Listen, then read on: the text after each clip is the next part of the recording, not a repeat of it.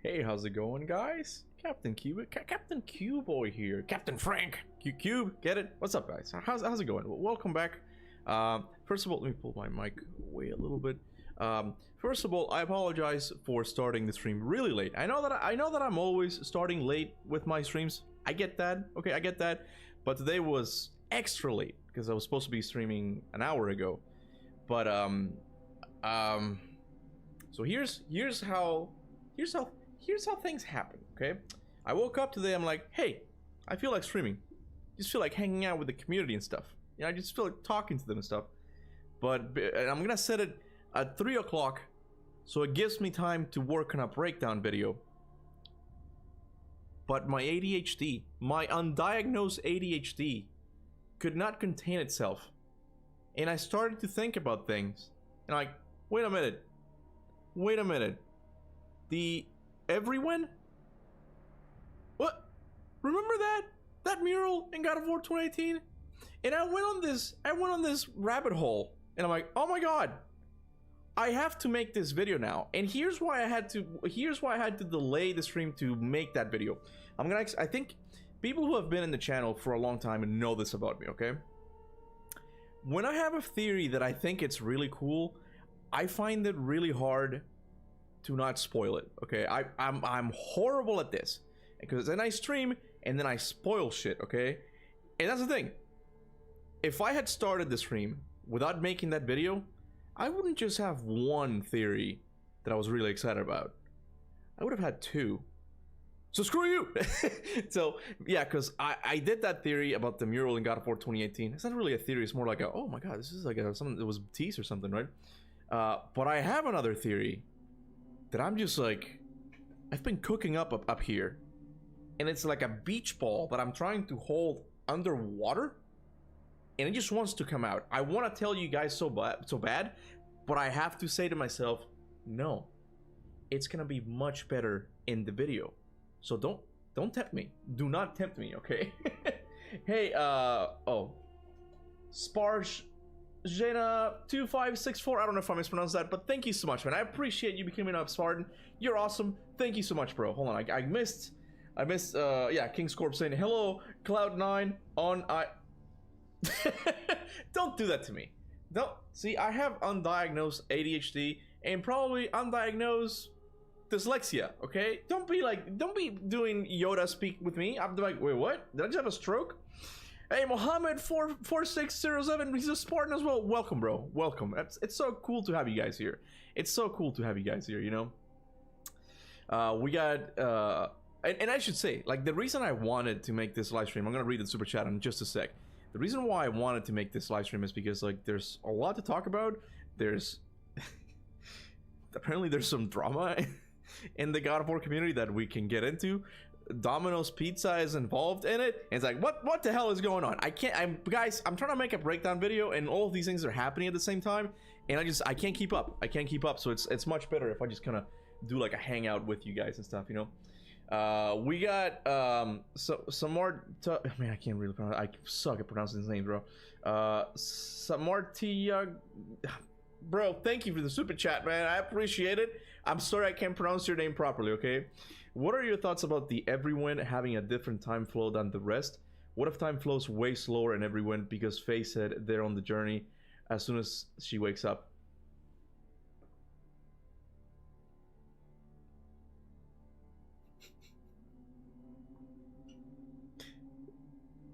Beach ball, guys. Beach ball moment right now, okay? Beach ball moment under the water right now, okay? I have my thoughts on the every win and in the time flow. I don't know if you noticed. We can get into the trailer if you want. Not the trailer, the intro of the game. I don't know if you noticed this, but there's something interesting like that happens very early on when Faye's walking and you see a statue and it's got water coming out of its mouth, but it's not going down. It's going up. And I'm like, okay, it doesn't necessarily mean that there's something, you know, weird going on with time or anything like that, but it could also be interpreted as that. And there's also the fact that it's called the every win, as in time. Like, there is a temporal aspect here. I'm just not sure if it's going to be the same. I'm not sure if it's going to be the same as in the Norse saga, that it's like, oh, it flows slower or faster.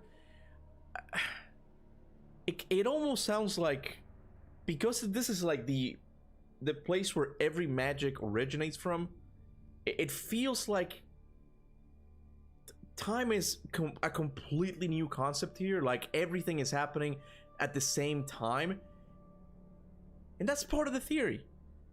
But you're gonna have to wait. Thank you for the super chat, but you're gonna have to wait. I'm so sorry. Okay, whenever I scroll down, it just skips a bunch of them. We got Ben Fiester. Thank you so much for the super chat, man. Good afternoon. What did I miss so far? Me just talking shit. What's up, man? Welcome. But technically, don't they get on the journey until they hunt the deer, and then Kratos fights a boulder, and then he decides to begin the journey, even though Atreus isn't ready.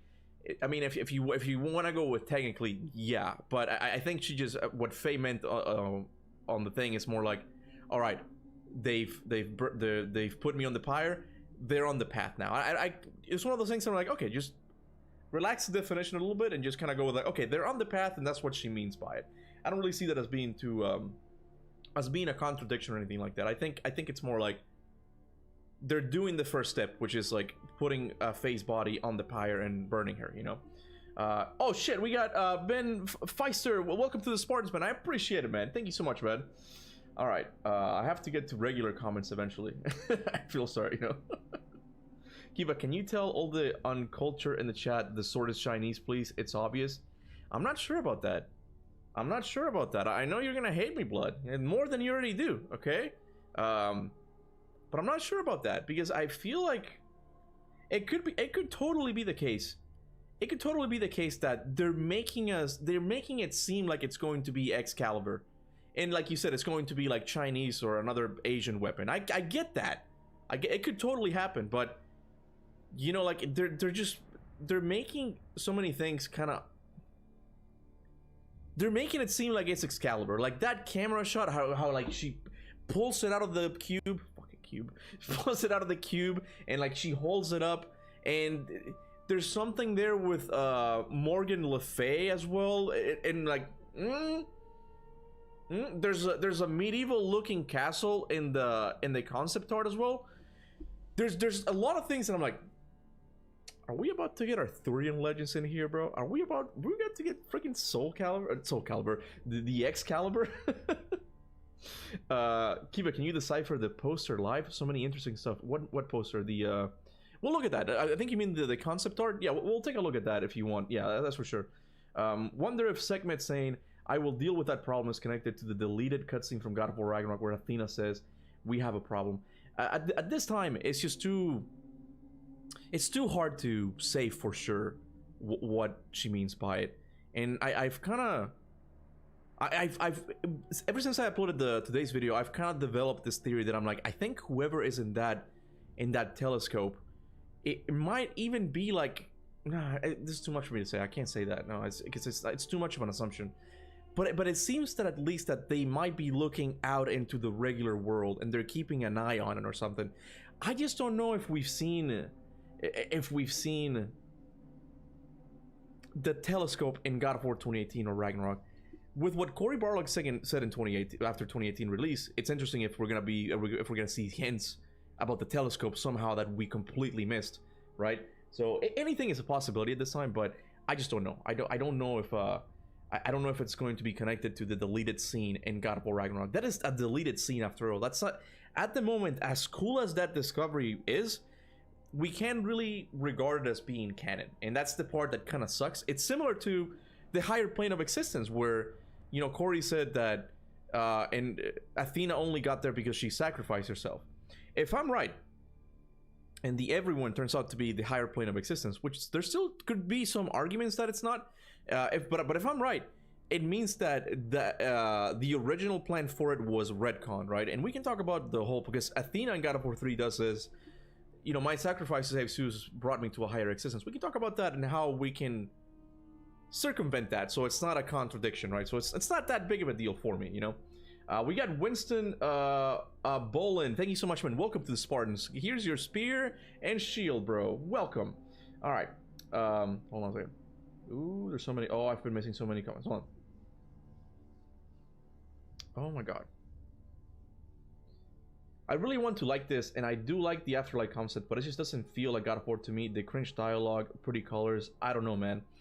Look, man, I respect that. I respect anyone's opinion. I mean, some opinions are there kind of whack, if you ask me. But I respect it. I understand that there's a lot of things. Even me, like, I'm super excited for this game. But bro, I cannot get over the stupid cube. I can't. That's one thing that I just don't understand what Santa Monica's doing sometimes with the characters. Like, I was watching another YouTuber who was talking about that. The same thing, where it's like, everything looks good, the combat looks amazing, the concept is really cool, but then they hit you with that cube and how he talks, and it's just, it's such a gut in the punch. And he was talking about how you can tell that this was a game that was made in the 2020s, right? Like early 2020s. And it's like, that's kind of one of the bad things about AAA development. I was talking to my wife about this. It's essentially like the Titanic. You know, once they see the iceberg, it's too late to turn. Like, they're already so deep in development with this game that they can't just be like, and Frank is out. You know, like, they can't do that. Like, they're already committed. But it's like, my only hope is that, well, look, first, we have to remain open-minded. We have to remain open to the idea that the cube might actually be really cool. I actually have a bit of it's not just me. I think people have come up with an interesting theory about the cube, of, you know, who he is. Actually, people, after I uploaded the video, people noticed that the symbol in the mural looks like, in the center, it looks identical to what's at the center of the cube. So I'm like, that's an interesting connection. I'm not ready for that. We can talk about that later, right? What was I talking about?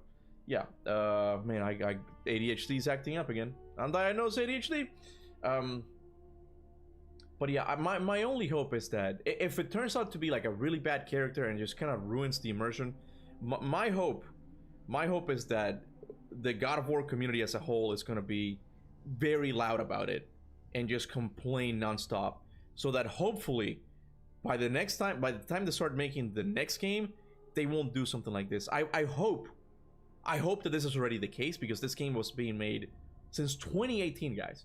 This game has been in development for, I think, was it 2018 or even longer? I forgot now. So my hope is that they'll change their mind about this later on, because it's a trend, bro. And I agree with you, it's a trend that just keeps getting worse with God of War, you know? First it was Sindri, who was like, oh, he says a couple funny things, you know? Then they hit you with the Ratatoshka, and like, he's straight up Disney character. Then you got Deimos and Sons of Sparta, which is horrible. And now we have a talking cube, and the sword doesn't actually bother me that much yet. But the cube, I do not like the voice actor for the cube. I don't care if he's famous. To me, it just doesn't mix well with God of War, you know? But anyway, we got Daniel here. Thank you so much for the super chat, bro. Very excited for it. So much that I hire an artist to model me the sword that Faye uses, so I can print it like my life-size Blade of Olympus. That's so cool. You have a Blade of Olympus. I don't even have that. I've always wanted that, but they're so expensive on Etsy, bro. Daniel must have deep pockets here. How the hell did you get a Blade of Olympus, man? But I do like the sword. I do like the design of a lot of things. One thing that I do respect is the decision to keep the Mongolian God of War almost identical to what he looks like in the mythology. I'm glad they didn't turn him into a human with a red hat or something. Like, that would have been horrible, right? So I'm glad they kept like the monstrosity aspect of him, right? And yeah, the sword looks cool. I think design-wise, the only thing I don't like, and in fact, I was making this video today, but again, I got sidetracked. I want to talk about the whole issue with face appearance, because I think it's misguided what people are attacking. I don't think that Faye itself is that ugly. They did kind of change her face a little bit, and they gave her a couple of moles, and I'm like, I don't know why they did this, but whatever. It's in line with the whole like realism that PlayStation games are going for. The thing I don't like about Faye's design, man, is the armor. I've been saying this since the game was announced, and I just it makes it look so bland. I'm like, this is the best you guys could come up with. Just keep her with the robes, the yellow robes. She looks much better like that, you know. But I might be. Let me know in the comments. Am I the minority in that? Do you guys like the base armor, not the dress, the white armor, that the literal trash he finds in the Everyone, right? We have not JR0. Thank you for the super chat, bro. They have to be careful so it doesn't turn out like a cameo fest if they're bringing back dead gods. because the possibilities are endless. Yes, I talked about that when the game got announced. That is one thing. Excuse me. I ate before starting this. I'm sorry.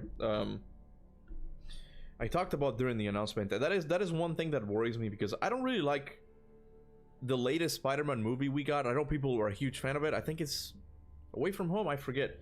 The one where you get all the Spider-Mans, and it just feels like it's just a cameo fest. And like I didn't like that very much, you know. Even though I'm a fan of these, I'm a fan of those characters. It just, the story kind of suffered a little bit in that regard.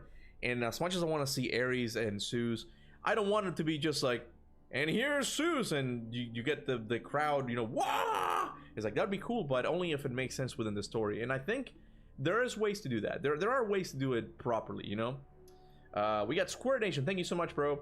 Time one flow, past, present, and future at once. Yes, it was Square Nation. I'm pretty sure the one who sent me that thing. Let me see if hope it doesn't skip. Yeah, stay there. Good boy. Not you.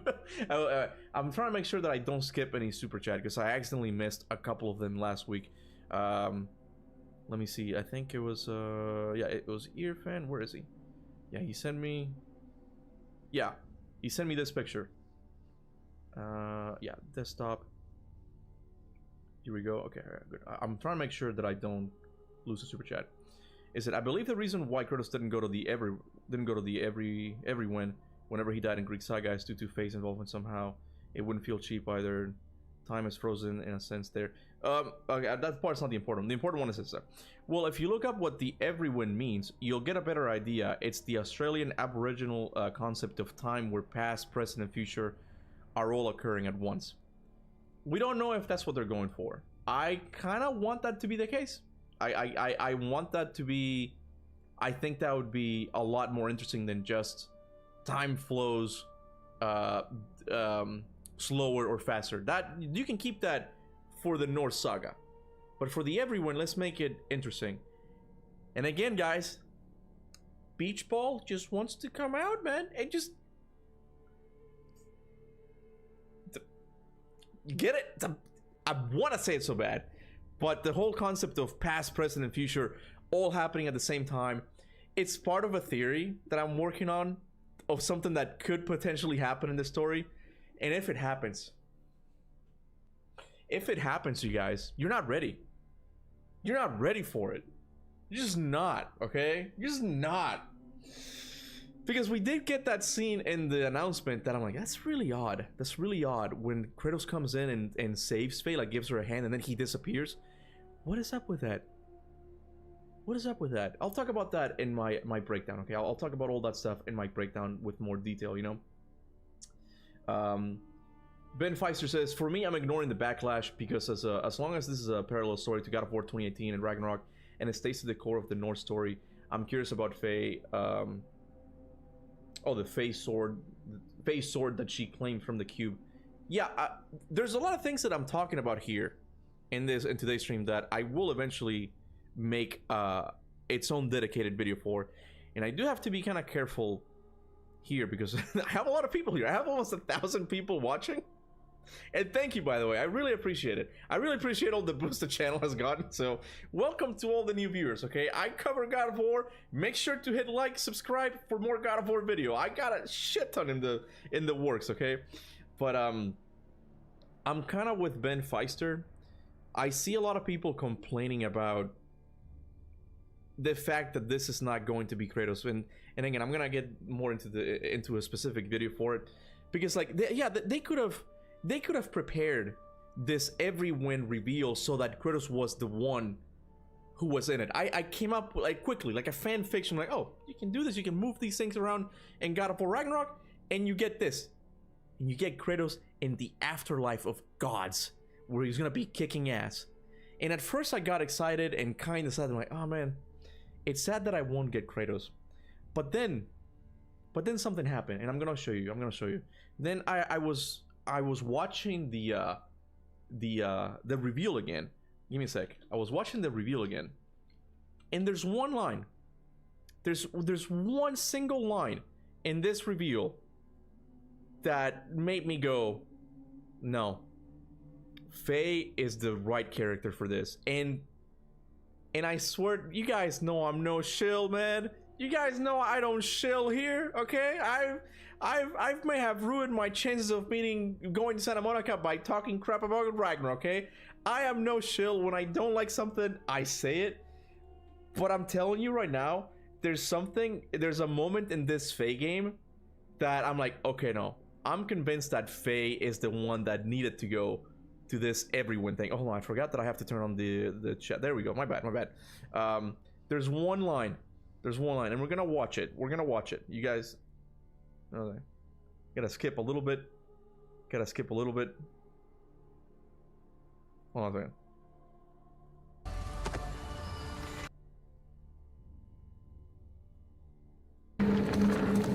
Okay. Burned clothes. The pyre. It happened. They're starting on the path. That's it. That's the line that completely has sold me this story. You know? Like, burn pyre, they're on the path. That single line has sold me Faye as a character. I don't know how, you know, she's gonna go through, you know, like what character arc I have an idea what character arc she's gonna go through. But you get what I mean, like, that single line completely sold it to me. Because if Kratos made it into the everyone, this wouldn't be what he would be doing. He would not have like this plan of keeping like making sure the timeline is right so it lines up perfectly with Ragnarok. That's not Kratos. He would just kick ass, right? With Faye, you get the kick assery that you would get with Kratos, plus you get this whole other character that's scheming, that's like, oh, it's kind of like Odin if he was good. It's like, okay, no, I gotta do this. They're on the path. Oh my god, I'm like, there's another mask. Oh my god, if there's another mask, it's compromised. I gotta get back. It's like that feeling. You could not get it with Kratos, and I'm completely sold on it. That's the line that completely sold me on Faye as the protagonist for this game. You know, hey, quick no, thank you for the super chat, by the way. Quick note here, okay? I am really sorry, okay? I am really sorry. I am super delayed in the chat. Because I'm talking a lot about these super chats. I'm now reading Lucid Studios $5 super chat that was sent a while back. The chat keeps going and I can't keep up with it. I appreciate it, but I really can't keep up with it, so bear with me. Hopefully eventually I'll catch up to the present chat. I am really sorry, okay? Hopefully you guys are finding my ranting about these super chats interesting, okay? But yeah, Lucid Studio says, it's been said, but please do not let the cube be BPI Part 3? I'm tired of that type of dialogue. I don't know who BPI... I don't know what BPI Part 3 is. Let me look it up. BPI Part 3?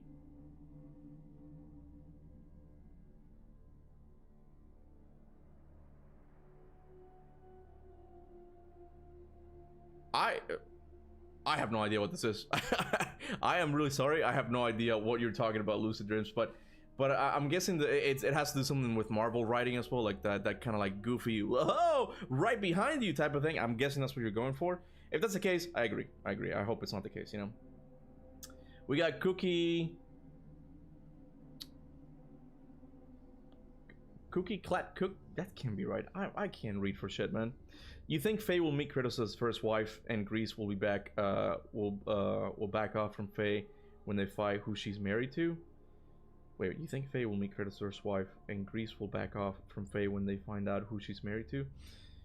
I'm not sure about Kratos' first wife, because like there hasn't been anything in the lore that says that she was that she had powers or she was a god or anything like that. So I don't think we're gonna see Lysandra in the Afterwind. At least currently it doesn't make sense for us to see her there. The other question is, and will Greece back off from Faye when they find out who she's married to? That's an interesting question. Like it is interesting. It is interesting going to be like I guess the possible connections that Faye is going to have with the Greek pantheon. How much does she know about Kratos' past? I'm sure she knows a lot of it, but how much exactly? You know, could we see Deimos? Could we actually see Deimos, Kratos' brother? He does seem to have some power with like the golden mark. There's something about it, you know. It's Deimos. I think it's a little bit more likely. I would love to see Ares again. It seems like so far we've seen two gods of war. Why not another one? Why can't we get Ares as well? You know, so I don't know if they're going to back off, but maybe they'll try to use Faye as leverage for something. Again, so many interesting possibilities, bro. So many actual interesting possibilities. It's insane. King's Corp said, watch the videos I sent you on Discord. Is it the TikTok ones? I watched a couple of them. I don't know if I... Did I react to it? I forgot if I did. Yeah, it's a bunch of TikTok videos. He would hate every single... let me see. Let me see if I can go there. I don't really have TikTok. I'm not one of those people, man. You're one of those people, but I'm not. Oh, it's muted. It's slow. It's taking its sweet time. Okay. I see. I get now what it is. Hold on a second. Hopefully I don't. Okay, yeah, good. I don't want to miss. I keep saying that, but I really don't want to miss the super chats this time around. It says he would hate every single one of you for hating on his wife.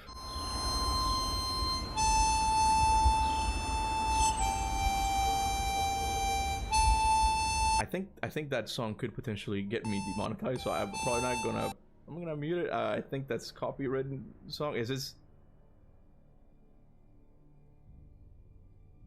You will always be a part of me. Yeah, so it's just like the scenes from Ragnarok, right? You know, look, man, I get it. If people don't want to play as Faye, I respect that, you know. But I think I've given my opinion on why I think, conceptually speaking, it could work really well. I think it could work really well because Faye has this more of a controlling nature with the timeline, and like that just sounds automatically really interesting. I'm not saying I don't want to see more Kratos games. Are you crazy? Santa Monica has said that they're going to make more Kratos games, so you don't really have to worry about that. We're going to get more of him, right? And oh, I think actually, you know, now that thank you so much, Cosmic Grub, for becoming a Spartan, bro. Appreciate it. Actually, now that we're here, now that I mentioned that, here, I don't know if he wants me to show you this. Whatever. I'm sure he's fine with it. Yeah, your friend sent me this thing, and I don't know who William R. Aguilar is. Okay. Take it with a grain of salt. You guys can tell me who that is, okay? But he says, so many awesome games shown today. We can talk about the state of play because it was a little bit meh. Hey, I'm glad that I got God of War, but I'm like, the state of play itself was, they really hyped us up for a pretty good state of play. But anyway, he says, God of War Laufey looks amazing, as I knew it would. I particularly love the aerial combos. This game will lead and connect directly to the next mainline God of War game with Kratos, and I'm super excited for them both. Side note, I was told that they were going to drop the God of War subtitle for something else, but Cory Barlog is working on a third team at Santa Monica PlayStation Studios. He began working on the Laufey game and passed it over to another director. I expect this game from the third team, as well as the next mainline God of War game from the first team. So yeah, Santa Monica right now is quite busy with what they're planning. Like, we don't even know exactly what games they're working on. I'm hoping that did I miss something? I think I missed something. Oh my god, I missed all the super chats. Oh no, it happened again. No, okay, I gotta go up. Oh my god, I see Chronicler here. Oh my god, hold on a second. How did this happen? Okay, I see that. Yeah, I read that. Yeah, okay. Heart. Luckily, it hasn't been that many. Yeah, I watched the video on Discord. Okay, what was I talking about? Yeah. So apparently, according to this guy, I don't know who he is, but apparently he's going to lead into another God of War game with Kratos. I'm like, that's exciting. That's exciting. So there's that. You know, we got good night, Pangetsu 470. Thank you so much for becoming a Spartan, man. I appreciate it. We got, could the telescope be a teleporting device like Bifrost and the MCU's Thor? Also, it's a mirror. Oh, okay, you got like an SMAA. Okay, I'm gonna try and remember that it's a mirror. Thank you, bro. Appreciate it. But I don't know if it's going to be a teleporting device. The telescope is the thing I'm liking about the Faye game so far is that it seems like it's going to be more plot heavy. Like, that was something that started. That's something that 2018 and Ragnarok just feel. I mean, 2018 did have like a really nice setup, and Ragnarok had some moments there. But I'm talking about like just being completely captivated by the premise of it. the Fae game seems to be a little bit more interesting in that regard, right? And the telescope, man, the moment I saw that thing, I'm like, that thing is interesting. Why is that there? What does it do? Why is Segment and Begsy, I don't know how to pronounce the guy's name yet, why are they interested in that? Why are they concerned with it? Is the guy in the telescope on our side? Could he be the ruler of the everyone, and he just kind of has secluded himself? He doesn't want to deal with all of these like gods warring against each other. Could that be it? The possibilities are endless, you know. I don't know if it's going to be a teleporting device. That could be interesting, but oh man, I just thought about it. What if you could use the teleport, the telescope to teleport to the other worlds that you see in the announcement thing? That would be sick, you know. Like you zoom in. What if? Oh my god, bro! What is that? What? I just realized that. Thank you. What if that becomes like the equivalent of Tyr's temple, where it's like you kind of look at the lens and you're like, and we're going to Japan now. But then again, it seems pretty clear that they can't leave the everyone, right? So if they do, it's gonna have to be only temporary or something like that. But that's an interesting theory, and I didn't really think about that. You know, that's why it's so fun doing these community things. You know, you guys also notice things that I don't notice. You know. Beyond the level, thank you so much. Welcome to the Spartan Soldiers, man. Welcome back. I see your logo there. You've been a member for a while. Of course, we have PJE401 also coming back to Spartan Soldiers. Welcome back, man. Appreciate it. And we got the Chronicler of Midgard right here. We were born for this, man. I'm 3,700 words deep. I'm guessing you're doing a full-on breakdown. Whenever I start doing a breakdown, I just want to talk about something else. Not that I'm not having fun, but it's like I just get distracted like I did today, right? So by the time I actually do a breakdown of the thing, I feel like I'm gonna do all of the videos already, but I can't wait to watch your video. I know that John Ford has been uploading as well, so it's good that this game has clear, you know, like it just brought back the community, bro, because we were just like, I guess. Thanks for Sons of Sparta, Santa Monica. Yes, Decker copies. Thank you so much.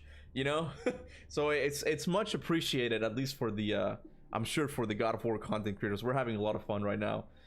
We have Yiguz Zal 17. Welcome to the Spartans, man. Here's your spear and shield. I appreciate it, man. Let's see. We got. Oh, sup, Dom? Welcome. Is that how you say it? Welcome to the Spartan Soldiers again, man. Appreciate it. Arvolona, welcome to the Spartan Soldiers, man. Appreciate it. The Pack Hunter, welcome to the Spartans, man. Thank you, guys. Honestly, thank you so much for all the memberships. It really means the world to me, okay? Yeah, look, Conan and I right now are doing a lot of things, and that's one of the reasons why making these videos is kind of difficult. We're in the process of moving, so this God of War is a godsend, bro. Like, we needed to buy so many things, and like, thank the everyone and the fucking Cosmic Cube that this thing got announced, you know? Because, man, thank you so much. I appreciate it. That's all I can say, you know? We got Good Night saying, I understand the criticism about the new game. If you go blind without playing, knowing the lore, you would expect to play Kratos because he's the brand. Yeah, I feel like there's a lot of people are gonna be outed now by not being too excited about the Fae game as just like as being casual fans, and that's totally fine. You can be a casual fan. I'm a casual fan of a lot of things. You know, I'm not criticizing you guys, but it's one of those things that to them it might seem like it's an abrupt change all of a sudden, but for the people who are into the lore, I'm like, no, Fae is not a brand new character. We've seen her, like, just kind of behind the scenes a little bit. She is very important, and again, I'm telling you, that line, I'm like, when she says, all right, I must have gone on the pyre, they must be on the path, it sold me, bro. It sold me. I'm like, oh, this is gonna be such a cool, hopefully time-traveling adventure, like realm skipping. I'm hoping a nail-biting plot, man. I'm hoping for something really interesting here, so it's really cool. Any guess for the release? Says Atreus. Hey Atreus, what's up, man? I don't really have any guesses right now. The last rumors before the game got announced was that it was going to release in 2027, and the way Santa Monica, Corey and Ariel are talking about it kind of sound like I mean, that could just be a figure of speech. They're saying like, oh, coming out. I don't know if they said coming out soon, but I think the word soon was like in their vernacular when they were talking about this game. So it seems likely that it's going to be sometime in 2027. I'm kind of glad for them that there's so many games, bro, that are going on the GTA chopping block. Like they're getting killed. Like, have you seen September? September is an insane month. September for the gaming industry reminds me of that intro of Mortal Kombat Armageddon, where they're all just killing each other to get to the top of the pyramid. That's what it reminds me of. Like it's gonna be a bloodbath, man. And God of War, Laufey just kind of avoided that by getting lucky by having the game released on 2027 after GTA. So I'm happy for them because it's gonna give them a chance to sell a little more copies. You know, there is something to be said about how many copies this game is going to sell because of, like I said earlier, all of the casual fans that think this is a random choice. You know, so hopefully they bring the goods with it. You know, Smash or Pass segment. Let's see. I don't want to go again. Here, I'm afraid of losing all the super chats again. But here we go. We're gonna do it again, guys. So hopefully I can go back if anything. Okay.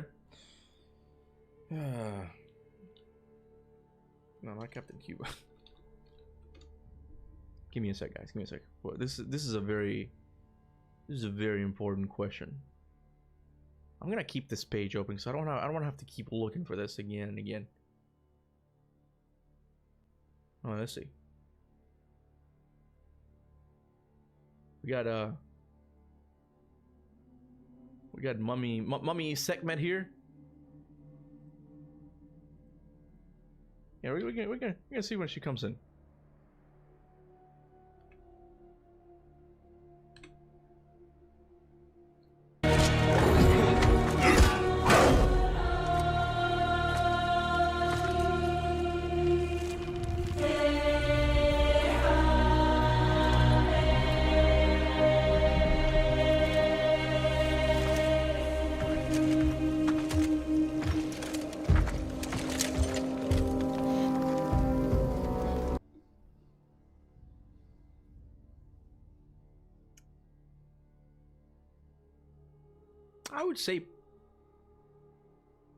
I would say Smash if Sif and Aphrodite are not available. I mean Smash if I'm really desperate, okay? And I should say this that I'm married, okay? This is obviously a joke, okay? I'm sorry, Kona. I love you. I only smash you. TMI. But this is a joke, okay? This is a joke. But it's like, she's not at the top of my list.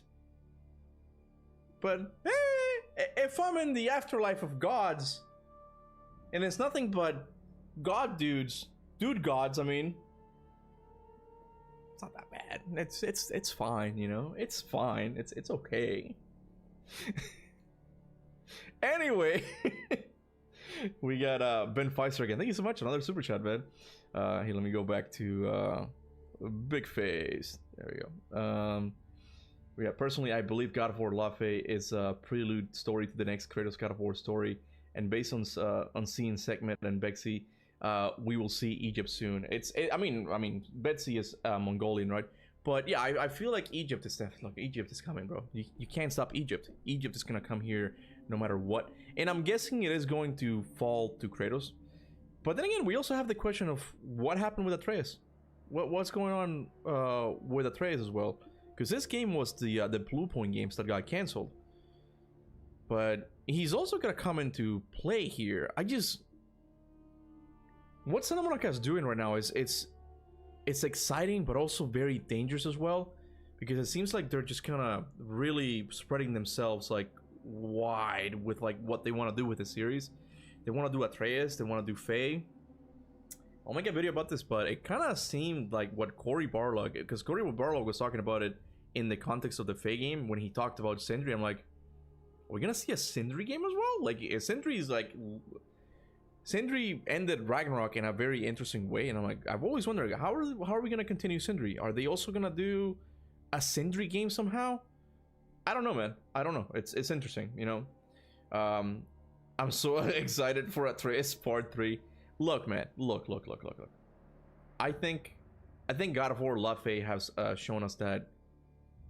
Hopefully, we can watch Mayo's video. I haven't watched it yet, so I want to see what he thinks about the combat of the game. At least for me, the combat in Laufey just seems really interesting, and it makes me really curious about what they're going to do with Atreus, because Atreus has more of the shape-shifting abilities. I'm like, that could be sweet. You make him a little bit older, so he's not annoying. Oh man, that could work. You play more into the trickster role that, you know, Loki has in the mythology. It could also be a very unique character to explore. See, you got Kratos, the calm and the stern guy who's no nonsense type of guy. Then you get Fate, the manipulator of fate. But you also get Loki, you know, the trickster who's a trickster. You get what I mean? So it's like, if they do this right, it could work. They just gotta drop the Marvel characters, man. Like, stop with the fucking shit. We got Antiad saying, my worry. Watch them say Kratos has no double jump because no magic. In Sons of Sparta, he gained double jump by going to the temple by getting the boots, but Faye by having magic, she got it natural. I'm not sure what the issue is. Look. I think the reason Kratos can't double jump. I think Kratos not being able to double jump in the Norse saga.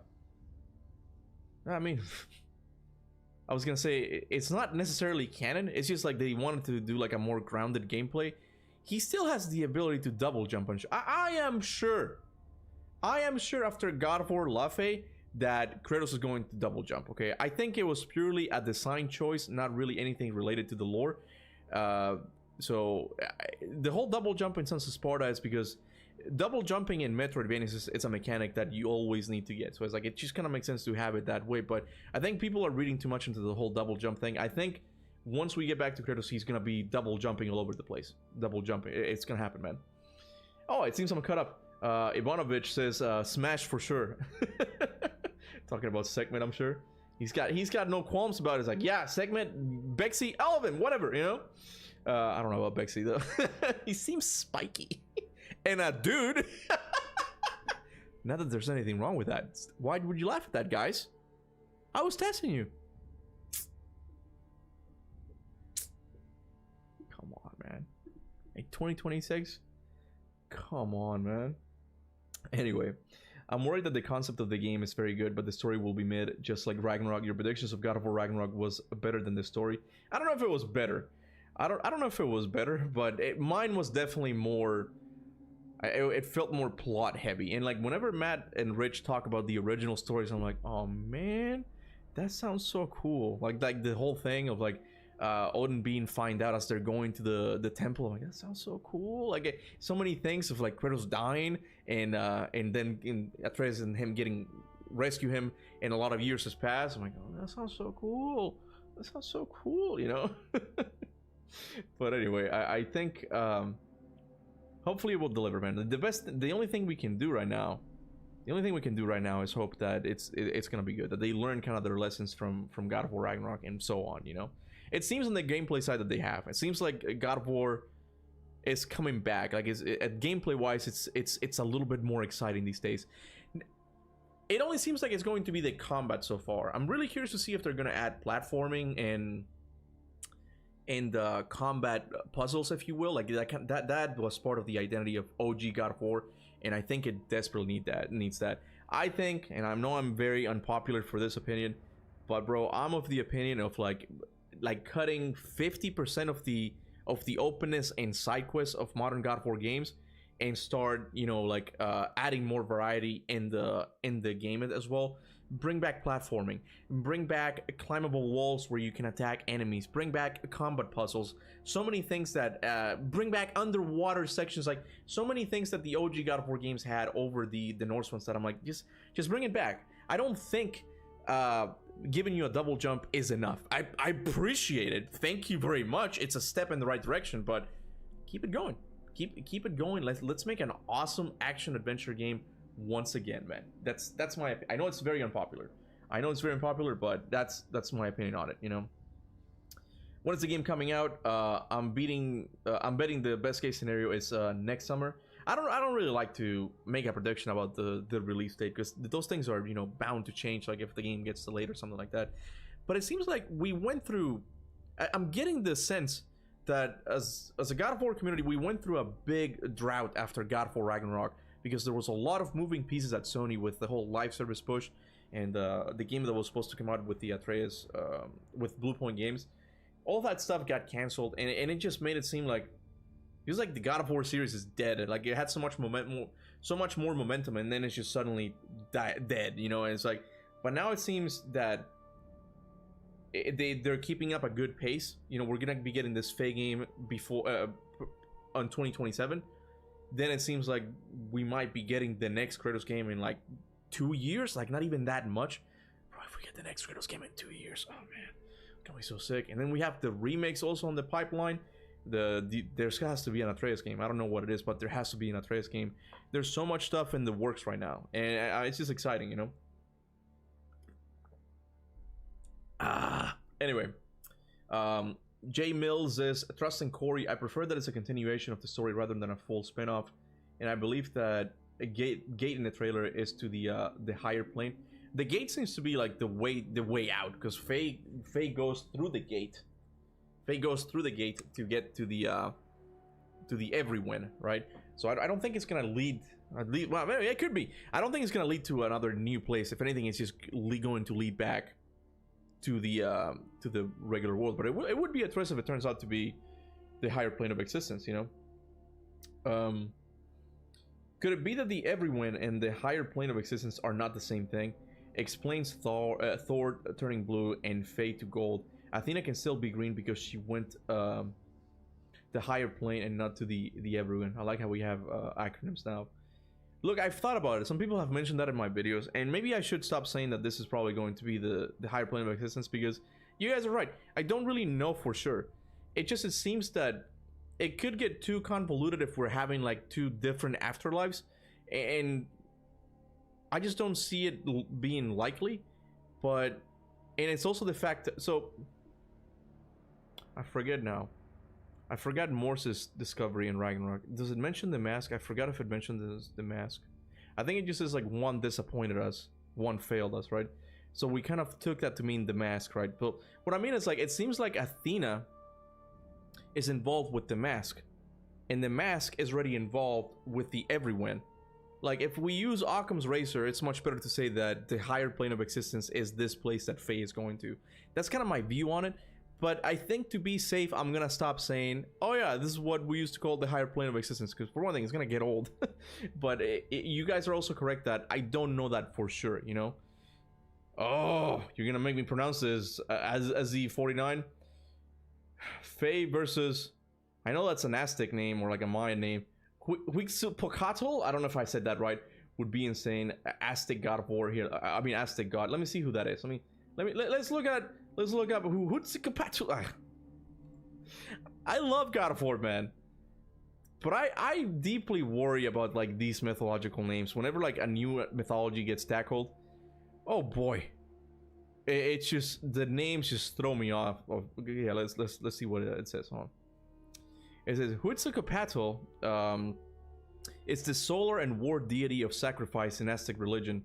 He was also the patron god of the Aztecs and their capital city, Tenochtitlan. I don't know how to pronounce that. He wielded, I don't know how to pronounce that, Cihuatl, the fire serpent, as a weapon. Oh shit. That's also associating Huitzilpocatl with fire. Yeah, that's cool, man. Give me a sec.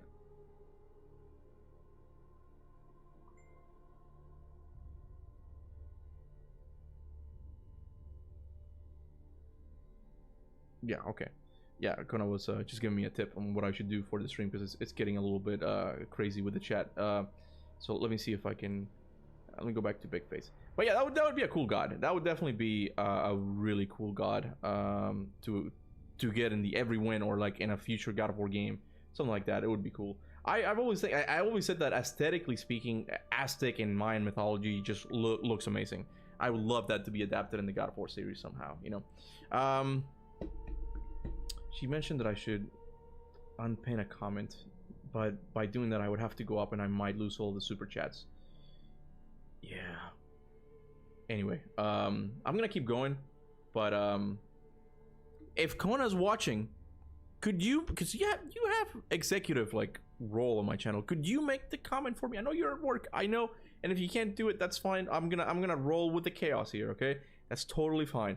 But if you can do that, that'd be great, you know, because I don't want to skip and accidentally like miss a bunch of super chats. I'm gonna roll here, you know, but I'm sorry for all the newcomers. Like, I'm trying to read all the super chats, but each super chat that I read, I dedicate at least like 2 or 3 minutes. So I'm sorry, I'm always gonna be delayed. I'm gonna be reading them like really delayed, and I feel bad because I haven't really gotten to the members chat yet, you know, and I feel really bad, but because I gotta read the super chats first.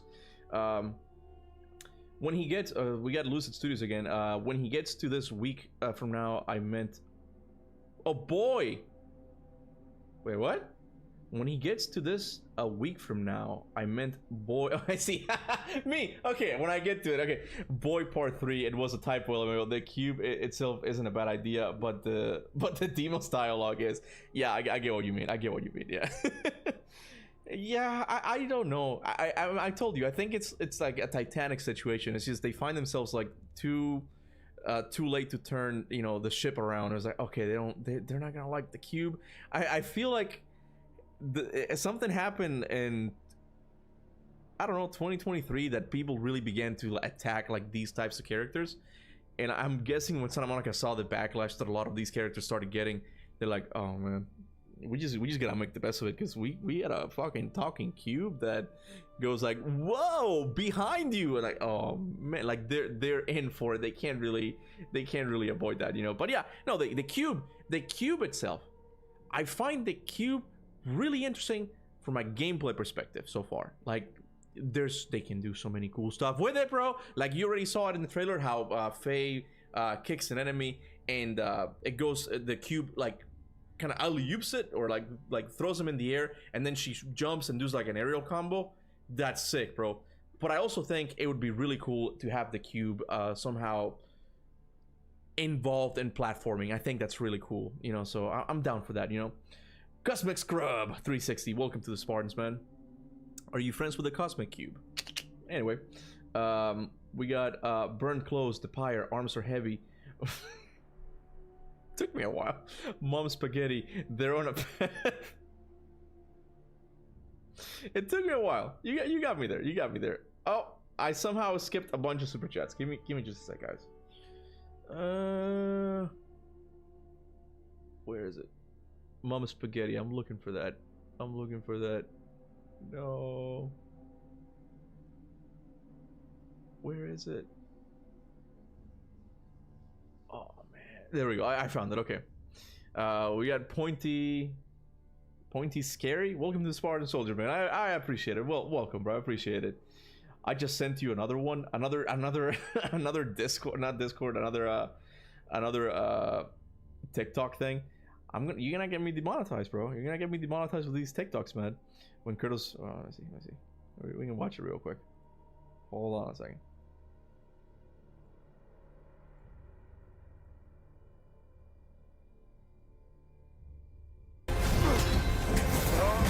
Wait, not a good idea. Bad idea. Come on, Daddy. Oh, hold on a second. My wife's calling me. Hold on.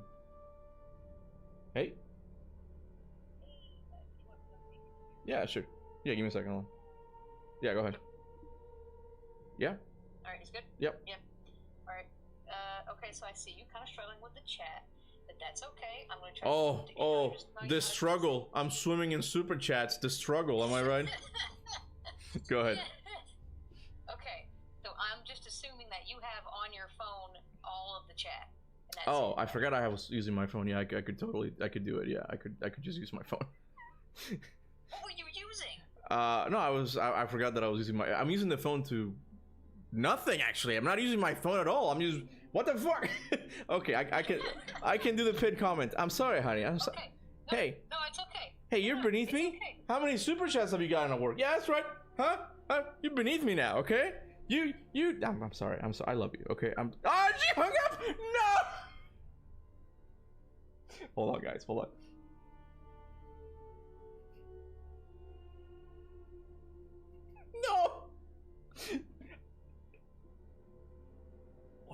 god. Okay, no, she's calling back. Okay, good. Hey, hey. Oh, I'm sorry. My beneath you finger must hit the beneath you hang up button. I'm sorry.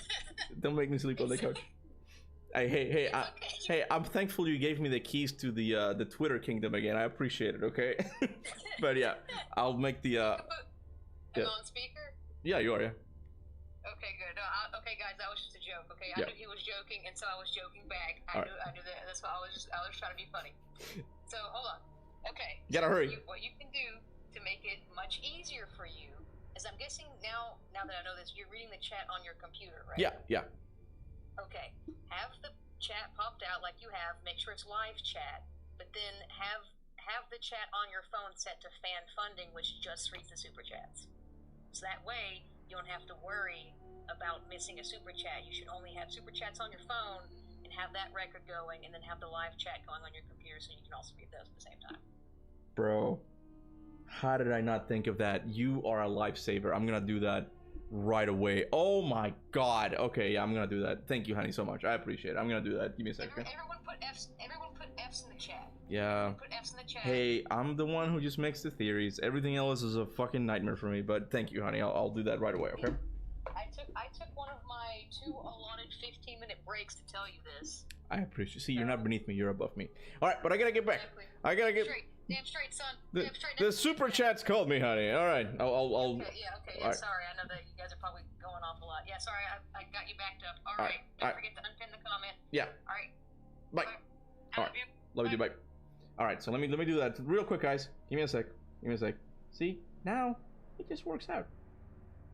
Fan funding. Oh my god, that's beautiful. Oh my, I can just do it. Like, oh yeah. All right. Why is it not doing? Hold on. Oh, my phone is kind of slow. Hold on a second.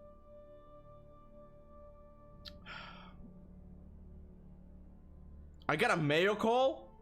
Mayo's calling me right now? What the hell is going on? Do it. Hey, what's up, man? Hi, honey. I love you too. Fucking dick. What's up, man? Hey. Sorry, I'm watching you. I couldn't help myself. It's chaos here. It's chaos over here, you know.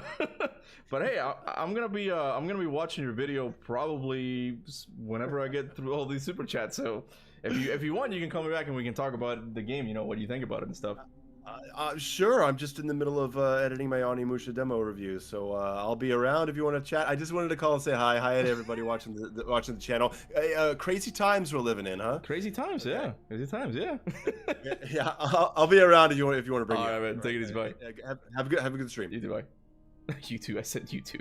All right, give me a sec, guys. All right, so I got fan funding now. It's perfect. Okay, it's perfect. All right, hold on a second. Now let me go. Let me scroll back now. Where I left off.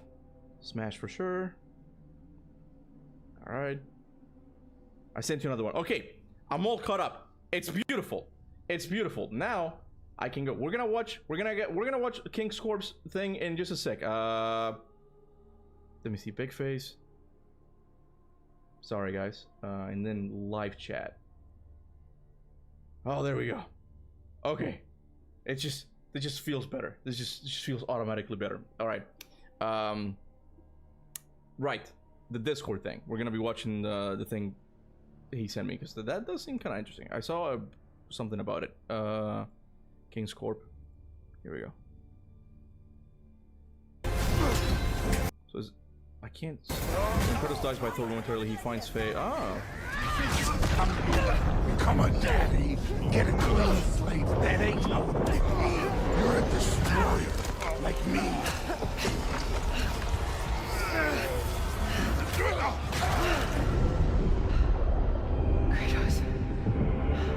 Oh no. I said. Kratos. I'm not leaving until I see the real. Get up! Shit. What did I click on? Man. Okay. I think it all has to do with like how you line up both scenes so it lines up perfectly. But that's That's an interesting theory. That's an interesting theory. I'm gonna have to think about that. I'm definitely gonna have to think about that. All right, so I'm gonna go back to a big face. That's really cool how it lineups. But then again, it's all about how you line it up, though. You really do have to line it up perfectly, otherwise it doesn't work, though. Anyway, all right, I'm gonna have to think about that. The timing was kind of scary, dude. Yeah, it kind of was. Yeah. For me, Elysium Fields, Valhalla, Helheim, the Greek underworld, etc. are timeless, eternal planes of existence, and they all have branches of the everyone. So I do believe we will see at least Athena. Yeah, the whole.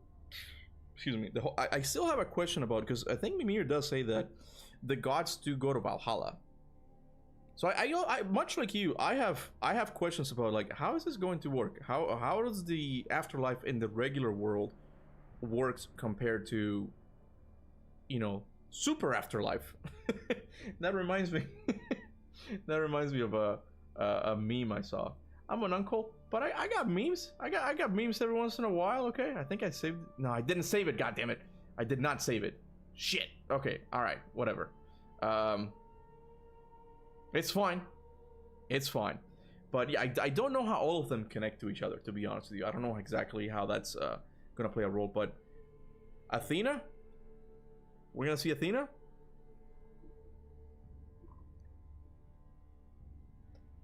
I can't even say beach ball anymore, because you guys are gonna start putting together the theory by me not saying anything. I have to stop. I have to stop. You know, I have to stop. Look, I just sent you another one, and it's actually like a theory. I just saw it. Yeah. Hi Kuba. Mimir said the soul has 4 parts, and when it loses its direction, it's banned from the afterlife. Do you think Odin and Balder will be there, or Thor's son? The whole direction thing. But I mean, that could explain. I guess that technically could explain the Norse gods, but how does it explain the Greek ones, though? I guess the Greek ones automatically just go to the super afterlife. But maybe when the Norse gods lose their direction is when they end up like, oh, you don't know where you're going? You're coming here too.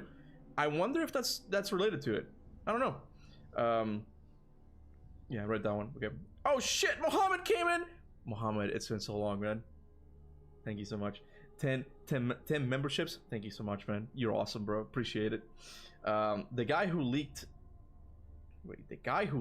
gel also told Tyr is playable. Yeah, there were some talks about Tyr as well. And didn't Tyr technically die? I'm kind of forgetting the lore in Valhalla, because I haven't played it that much. But I think Tyr, because I mean, he is in Valhalla. He died at some point, and it allows him to go in. So I wonder if he also went to the super afterlife. I'm gonna start calling it the super afterlife now. I kind of like that.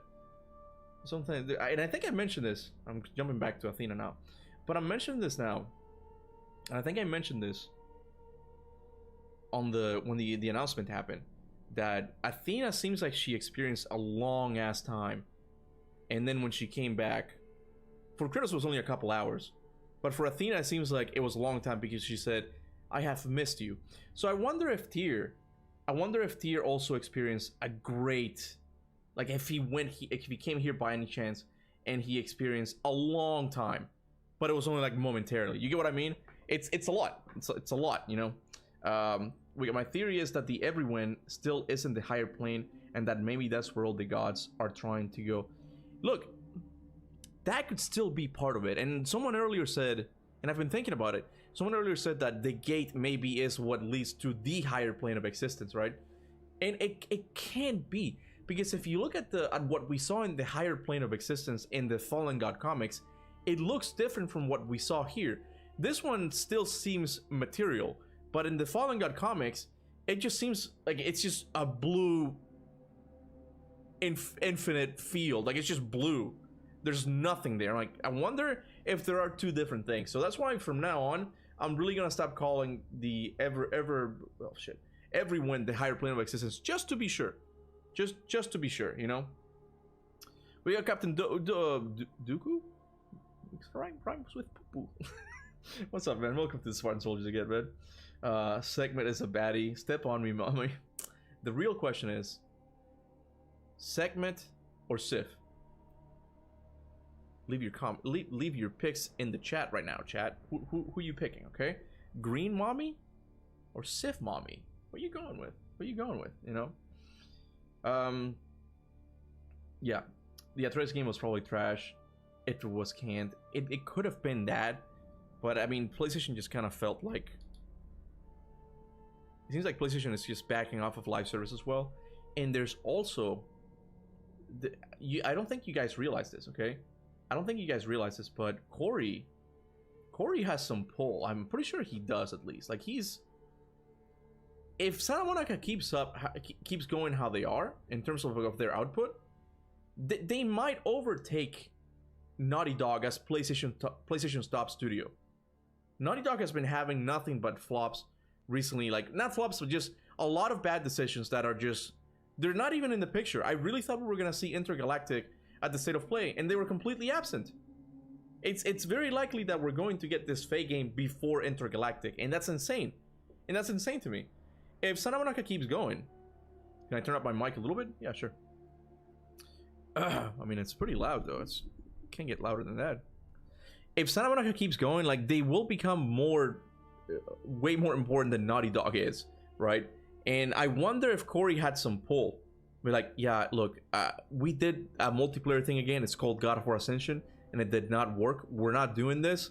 And it's similar to like the relationship PlayStation has with FromSoft, where FromSoft is like, no, I don't want you to do a Bloodborne remake. And PlayStation was like, okay. I'm not saying Corey Barlog is at that level, but I feel like he's getting there now, where it's like, hey man, me and Insomniac are carrying this whole generation, bro. I don't want to make a live service game, and maybe it got the plug pulled or something. I don't know how it goes. Let me see, where was I?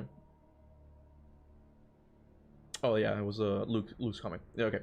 Since Corey got promoted, does that mean he won't direct his own game? We have Laufey team and the remake team, so new Kratos no Kratos for 10 years. I don't think so. I don't think they would be that insane. There is one other rumor that it says that this game is going to lead to the Kratos game. So I wonder if like the Kratos game is actually before the remix. The continuation of Kratos' story is going to be before the remix. And here's, now that you mentioned Kratos, here's not, because look, the rumors do say that Kratos is going to play a part in the Faye game, and we already saw a glimpse of that.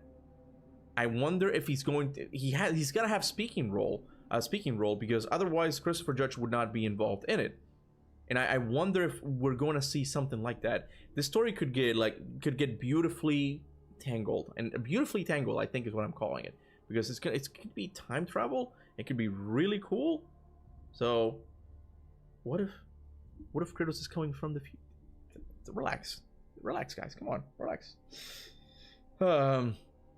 God of War Ragnarok was 2 games smashed into one.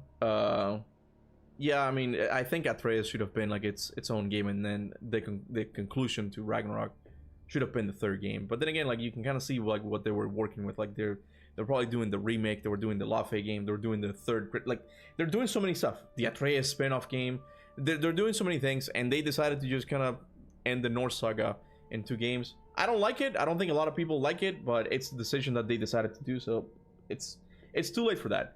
You know, what's done is done. It cannot be undone, to quote Orcos, you know. Undario, welcome to the Spartan Soldiers, man. I appreciate it. Welcome, man. I think Atreus needs some major trauma to grow up. I think they need to lean more into the trickster side of his character. He's Loki, for crying out loud. And I worry that the whole Loki thing, the reason why we didn't get a lot of it in Ragnarok is because Loki itself, that reveal kind of came very late in the development of the story of 2018. So I wonder if it was more like, it's a cool reveal, but we're not sure what to do with Loki. And that's kind of why you didn't really see it in Ragnarok that much. But hopefully when he gets his own game, it's going to be nothing but that, you know? So that would be cool. Faye was double jumping on that that Spartan sword.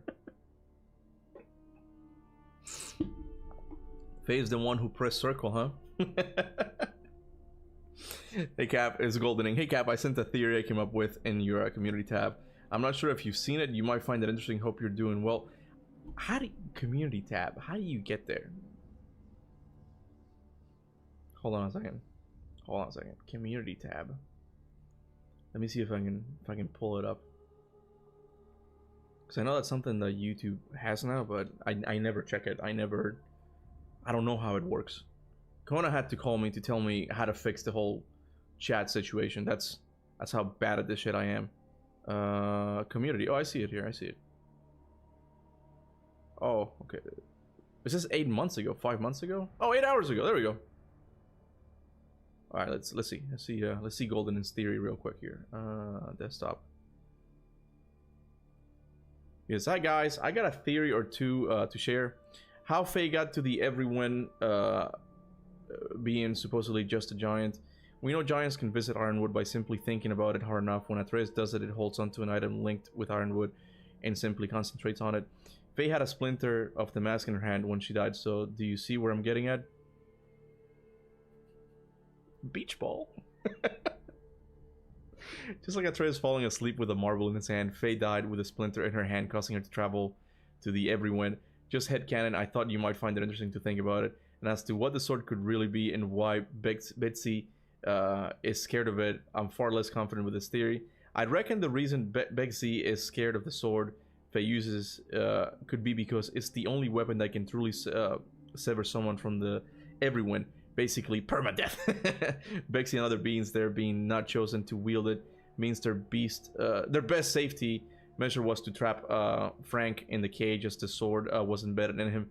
If no one can get to Frank, no one can get to the sword. It's as best theory as it's gonna get when it comes to the sword thing. But with the splinter thing, yeah, that's part of the theory that I was working on. I think it's possible that the splinter is related to Faye getting there. But there's more to that. There's more to that when you look. Oh no! It's gonna come out. The beach ball is gonna come out, man, and I can't do it. I can't do it because it's a really cool theory, and I gotta save it for you. But there's other stuff. There's other stuff in there in that announcement that you kind of miss. Because you're not really looking for it. It's not physical things that you see. That's not actually like the super interesting details in the announcement for me. It's other things. It's other things. But I'm gonna shut up now because I'm really close to spoiling it. So anyway, thank you Golden for the theory and the super chat. We will get a mystery hooded person in this game, I think. Oh god damn it, man. This beach ball, man. This beach ball wants to come out. This beach ball wants to come out, and I gotta stop. I gotta stop because you guys are doing super chats, but I'm not sure if it's going to be there. I'm just saying, like in my fan fiction, what I'm coming up with, I have a way of roping in that character into a really interesting story. I think a really plot interesting story. Okay, sure, character arc is good, character development fine, but what about plot? Okay, that's the part that I'm like, oh, you can do some juicy stuff with this everyone stuff, man. You can do some juicy stuff. We got Mimir, welcome to Spartansman, I appreciate it. Maybe the higher plane is just more free roam. Ew. Hey, look, I said it in my first impressions video. If they drop me off in the everyone with a mount and they're like, you have this objective, but you can get to it whenever you want. In the meantime, if you want, go and explore, and when you're ready, kind of like what the Blood of the Dawn Walker is doing, where it's like you can go and charge the castle now, but in the meantime, you are free to explore. I don't think I'm gonna have that much of a problem with, because that would be more like super open and a really cool open world game design. I'm down for that. I still think I prefer a linear game, but if they do that, I'm fine with that. What I don't like is the in-between design that they got going for themselves now. I'm just not a fan of that. It might get better with the Faye game because there's already jumping, so if there's platforming, they could keep a better gameplay pacing by giving us platforming challenges and stuff like that, right? But you know, I still prefer a linear game, you know. Athena never used the phrase higher existence to refer to a place she went to after death. She said in the context of her spiritual evolution. Yeah, but then you mix it with what Cory Barlog said, and it's just like, given the context, like they're talking about the same thing, you know. I think Cory Barlog talked about it in some place as well. So it's multiple things. It's not just one, you know. No, Kuba wrote that pinned comment himself. What? What, Goldie? What happened? I'm confused. I don't know what you mean. I'm sorry, Golden. Another theory. I believe that the gate might be closed by the Greek gods, as they might have died before any of the other gods. Might have been closed by the other gods. Yeah, I mean, the director, Ariel Lawrence, did say that there's a mystery in the Everyone, that the gate has been closed for a long time. And how come Faye made it in? Again, I think it has something to do with the splinter in her hand. But I don't know why the gate was closed. I don't know if it's related to the Greek ones, you know. And that, you know, you kind of bring up a good point where it's like, how many gods have really died?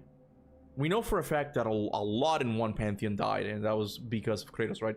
But the first one we're seeing are Egyptian and Mongolian, so they also had to die. But I wonder if like the Greeks did have dibs on it, on the Everyone. It was like, oh, what the hell is this? I wondered. So interesting, man. So interesting, this realm. It's the thing that has me the most excited about this game. It's this realm. Faye is cool, and like her scheming to keep the timeline intact. That stuff is really cool. But I'm really curious about the Everyone. I'm really curious about that, you know. I wonder how they will end the game. I kind of don't want her to come back to life. It would kind of defeat the purpose of Kratos overcoming grief again. Yeah, if I were to predict like her character arc, it seems like she's gonna have to learn to let go. You know, she still wants to control things in the outside world, and I think her character arc is gonna be that she's gonna have to let go and be okay with being dead. Based on what we've seen so far, it seems like that's going to be her, you know, her arc in the game, and I'm okay with that. And again, there's something. Shut up, Kuba! Shut up! Damn it! I almost said something. I'm almost tempted to end this. I'm almost tempted because I gotta get this stupid theory out, because it's just, I gotta write it and like edit it, because I'm gonna spoil it, man. I gotta spoil it. I think at one point I'm gonna have to like turn off super chats. Here guys. I can't believe I'm gonna say this. Please don't send super chats for like 10 minutes. 10 minutes. 10 minutes is all I ask. Okay, how about that? Okay.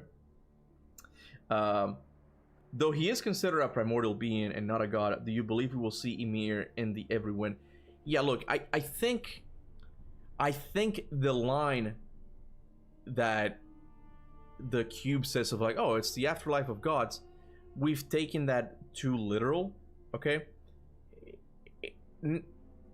It's not just gods who go there.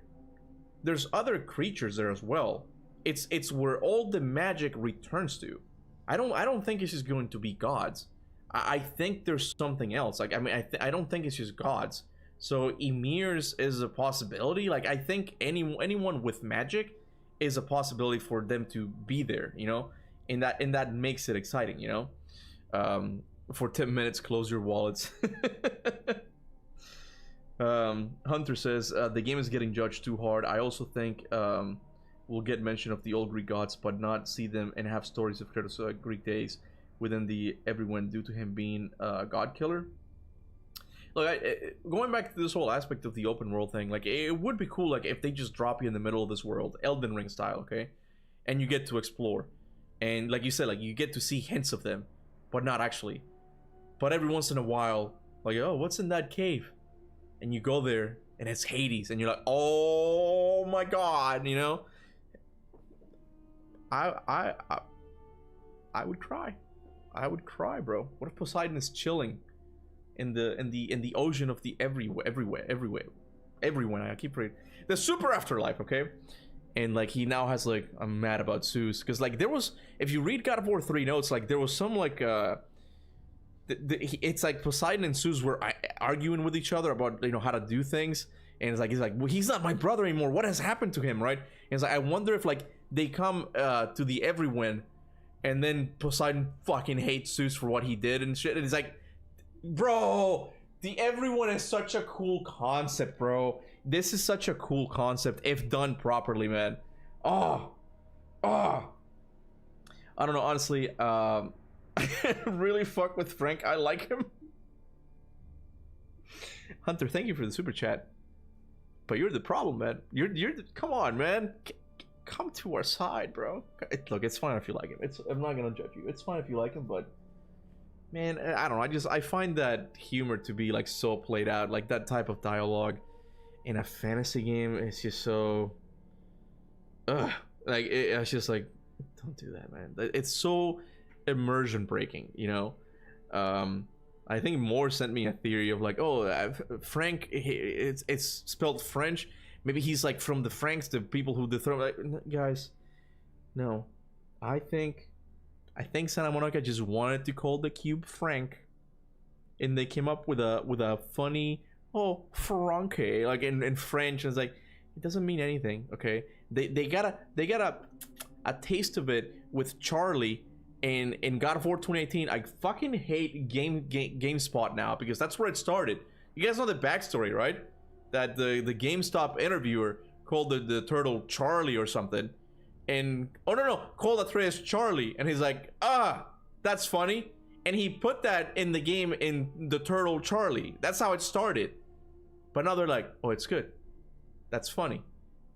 What about Frank? What about Steve? You know, there's no stopping them now, unless people really criticize him. But anyway, I don't like the cube, but maybe he'll be interesting. Was gone for so I don't know if this was discussed. I hope if we see Greek gods, it's like Apollo or Artemis, who likely died off screen after God of War 3 or something. That would be cool, but I actually think it would be better to leave them alive. I still like the idea of Greece is also an interesting topic in the series right now. I mean, since 2018, because like Kratos freed the mortal world essentially. But what does that mean for the gods that some people say that they all died off screen, but I'm of the opinion that it would be cool to still have some Greek gods that are still kicking it, you know, but maybe they're at war with the mortals and they're not as strong anymore, something like that. I think that would be cool. I don't really like off-screen deaths. Then again, I mean, Bexy did die and so did Sekhmet, so the thing is, I kind of like the conflict of the possible conflict that they could have, that some Greek gods could have in Greece still, you know, trying to get their pantheon back from the mortals. I find that concept really interesting, but you know, maybe it's just me. Hey, Tez J, welcome to Spartan Soldiers, man. I appreciate it. If we don't see Ymir in the everyone, then I am on the side that the higher plane of existence is different from the everyone itself. So if you don't see Ymir in the everyone, then I'm on the side that the higher plane of existence is different. Oh, okay, because Ymir was like a good god, right? And he went there, right? I can see that. Look, hey, the thing is, like I said, I forgot to make it public for everybody. So I'm releasing you guys from Tartarus. Just give me a sec, you know. Like I said here, I'm gonna stop calling it the higher plane of existence just to be safe. But I do think that if we use Occam's razor, it just makes sense that it's the same thing, you know? It's the same thing, but just to be safe, maybe they are two different things. Maybe they are two completely different things. I'm gonna... How do you do this again? God damn it. Oh, I see. No? Customization. There we go. We got it to subscribers only now. So everybody, you guys have been freed from the pits of Tartarus. Welcome back. It's good to have you guys back. Good luck when I get to your comments now. Anyway, Calliope. Oh, in the everyone. Oh, you didn't say you. You say every. I thought you meant like ew. Stupid me. In the everyone, she's the daughter of a god. I don't know. Because she's the daughter of Kratos, but she's the daughter of Kratos before he got his god powers. Kratos was still a demigod, and he did have some supernatural abilities, but we tend to forget that he did get the powers of a god in God of War 2, and that was a pivotal story moment when he lost those powers and he needed to get them back. So I wonder if like that will prevent Calliope from not being considered part of the of the everyone, and we also know that she's in the fields of Elysium, you know. She's also in the fields of Elysium, the last we check. So we don't know if that's something to do. I don't know if that's she'll stop being there or something, right? Anyway. This would mean, due to her sacrifice, Athena was able to ascend to a higher plane of existence where these primordial creators beings end up death. I'm sorry, this one's so far removed from like what I was saying when you sent it that I'm not sure what you mean.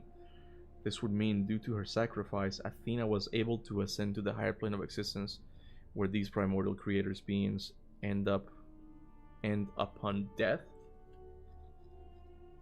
I'm sorry, I'm not sure what you mean. Like Ymir and stuff? I think it was you who sent. Yeah, it was you. Oh, I see you. It's a continuation. Yeah, if we don't see Ymir in the everyone, then I'm on the side that the higher plane of existence is different than the everyone itself. This would mean, due to her sacrifice, Athena was able to ascend to the higher plane of existence where these primordial creators beings end upon death. I mean, again, it's one of those things that we're gonna have to wait and see. Like, if it's actually like two different things. If it's two different things, it's gonna be really interesting. What if they're at war with each other? I do know that... Let me think for a second.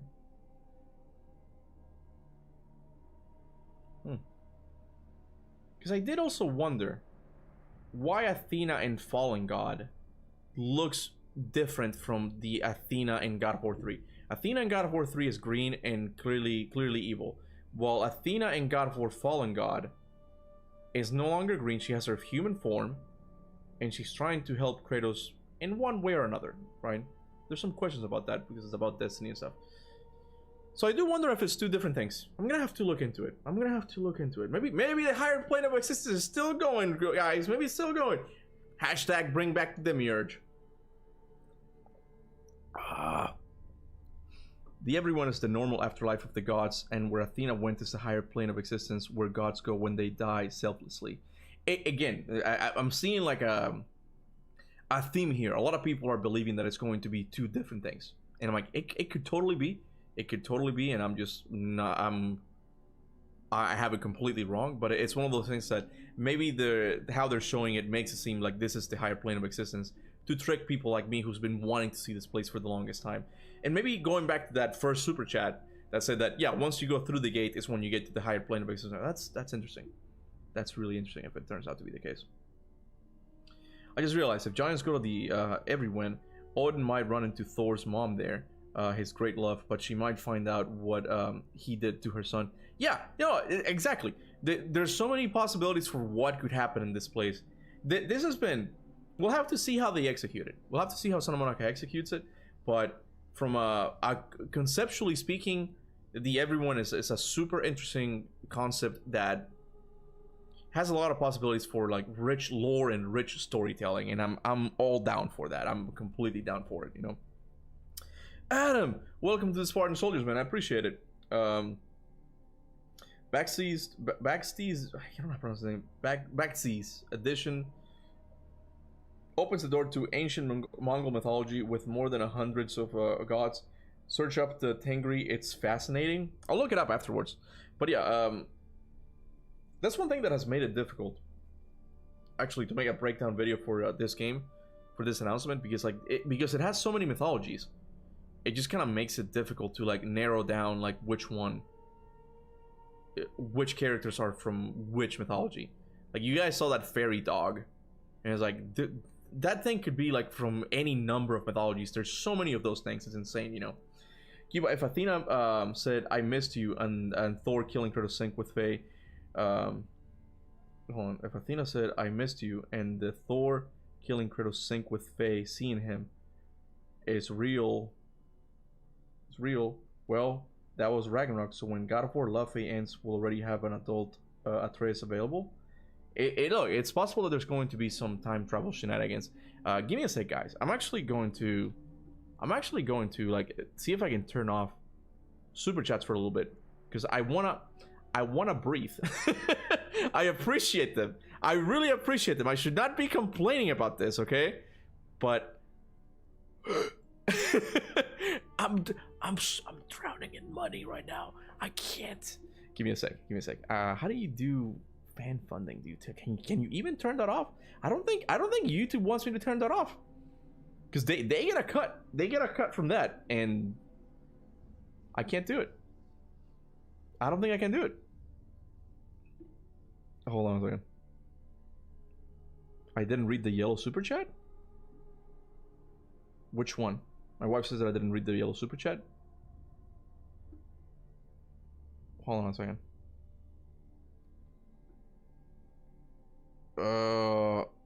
I messed it up. I accidentally scrolled out. God damn it. Hold on a second. I missed him. Oh, stop mentions. Never mind. Hold on. Fan funding. Give me a sec. The last yellow one. Yeah, I'm not at the last yellow one yet.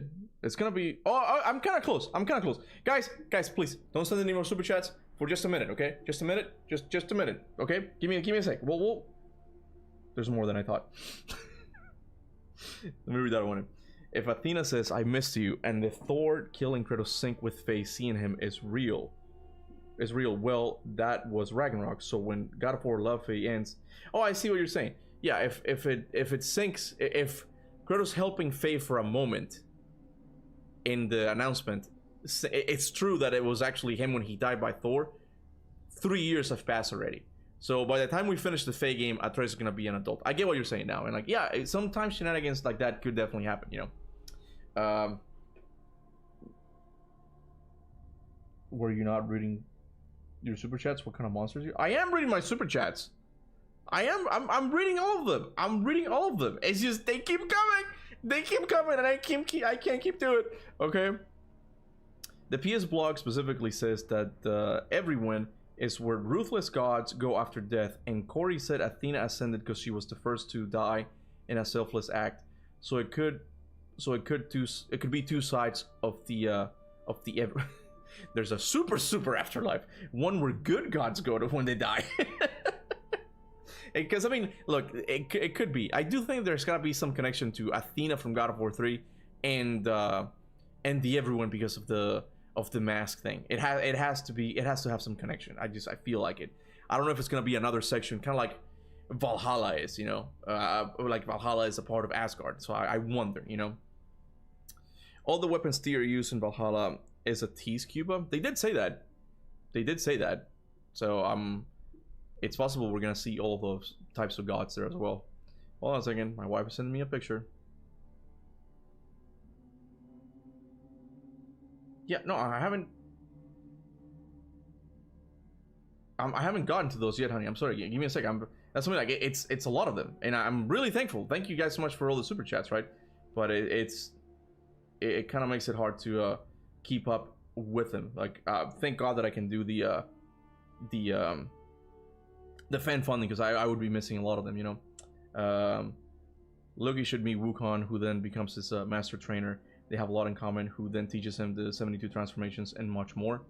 I mean, Wukong is an interesting character, and now we'll have to see if he plays up a part in Atreus' thing. I do think Atreus just makes sense for him to go to Greece instead. I don't think it's gonna be Egypt. I think Egypt they're gonna save for Kratos, right?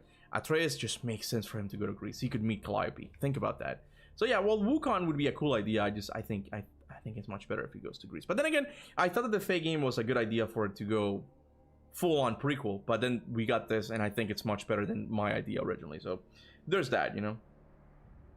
Not getting my hopes up. Combat just looks like a buffed Atreus with juggling, which should have been solved with a skill point, not a selling point. Yeah, I don't know, man. I don't share your skepticism. I think it looks cool. It's one of those things that you're gonna have to really get your hands on to see like how it plays. But it's Santa Monica. They actually have like a combat video. Like after the announcement, the following day they release a combat video that we can watch when I get a breathing room here. What if some gods and the everyone are gods Kratos kills in the future? Since we're speculating that time is messed up. No, that's what I'm saying. That's exactly what I'm saying. That this is a complete, and it's also a prequel. Kind of, it keeps Faye too much in a familiar setting. With the everyone, it just throws her in a completely new setting. That, yeah, time could be completely messed up. What if we do see like other gods that Kratos will kill in the future? They could do some really interesting stuff. It's also important not to make it too convoluted, though. That's one danger that this concept could potentially have, but I'm down for it, you know? Channel Plea, welcome to the Spartans, man. I appreciate it, man. So the weapons that... P.O. of Zeus? You mean Fear Zeus destroyed are here? It does say all magic. And again, possibilities, like we can get Poseidon's Rage, we can... I don't know about weapons, though, because weapons do have like a material aspect to them, but it's possible. It's possible that we could get the Blade of Olympus somehow. The Nemean Cestus, I would be down for that. I think that would be cool. That could be really good, you know? Does Jesus go to the everyone? I doubt we're gonna see Jesus, man. I know some of you guys really want to, but I don't think Santa Monica is gonna be touching. I know Corey said that, yeah, it's a part of the universe, but it's too controversial. They're not gonna put Jesus in the game, man. Did Cory Barlog's wife play Faye at one point? Like, did she play the character? I don't think so. No, I think I could be wrong now, but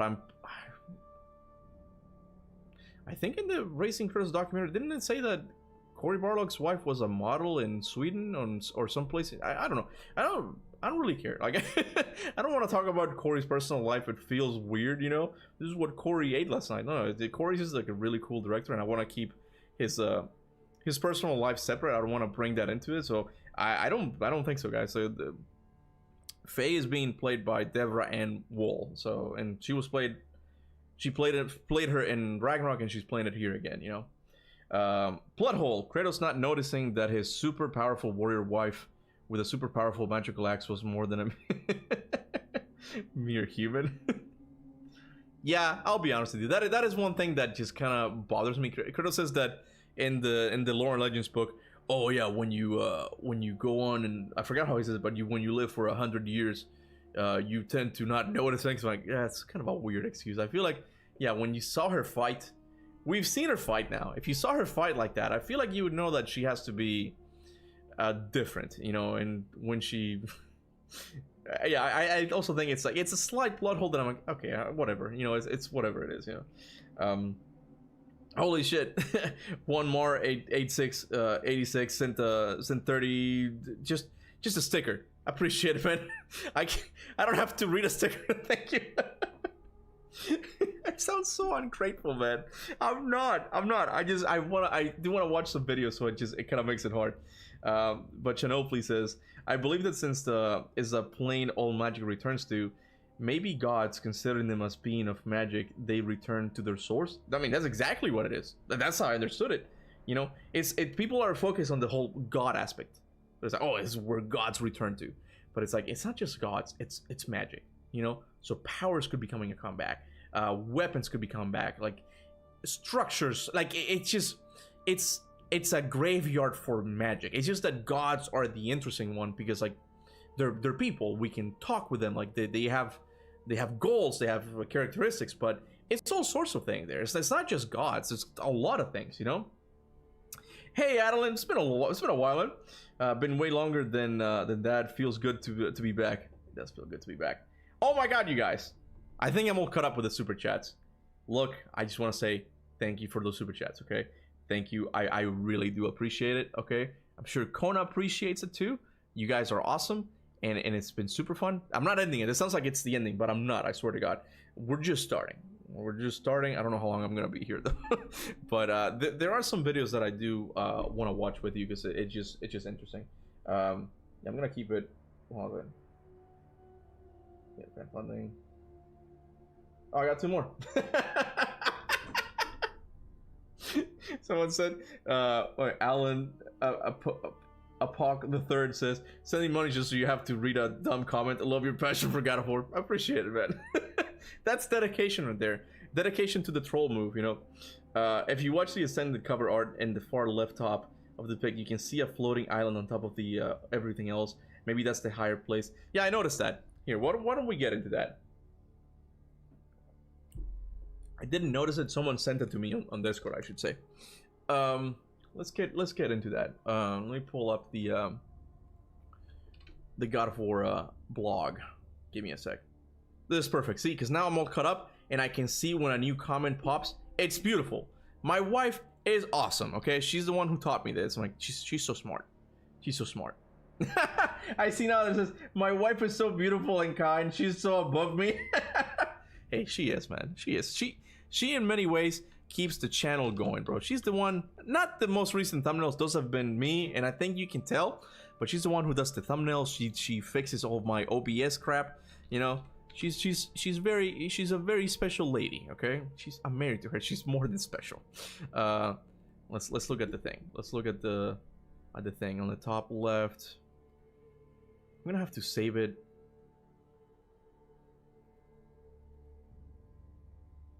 Hold on a second, guys.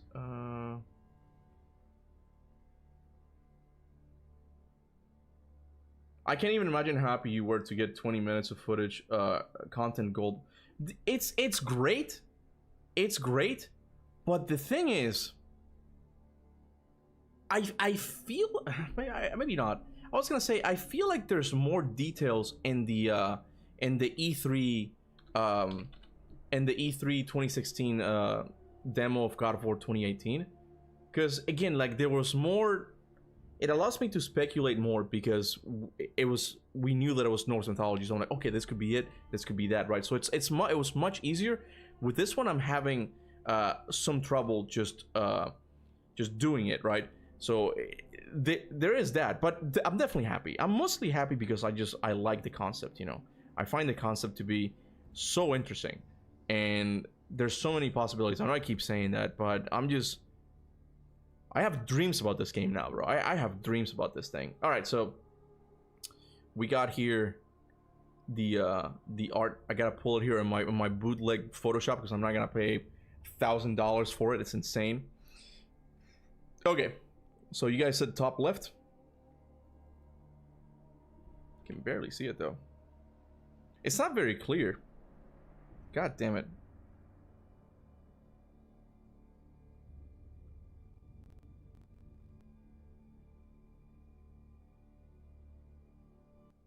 Let me pull out Discord. I think it was Earfan who sent it to me. I gotta mute this thing every time I open it up now. I think it was Earfan who sent it to me. Yeah, this thing here. Yeah, it's right there. Look at that thing. That is so interesting. You guys can see this, right? Yeah, you can see this. That is so interesting right there. I don't know if that's a glitch or something like that. But look at that. You can kind of see some trees there. And this thing. What is this? Oh, it's like a face, bro. It's a face right there. Look at it with some light coming from it. Look at that. Look at that. I haven't really looked at this carefully enough yet. That's a scorpion. That's a scorpion's tail right there. Look at it. I'm just noticing this. I'm just noticing this. Hold on a second. I think my wife's doing something. Hold on a second. Hold on, honey. Give me a sec.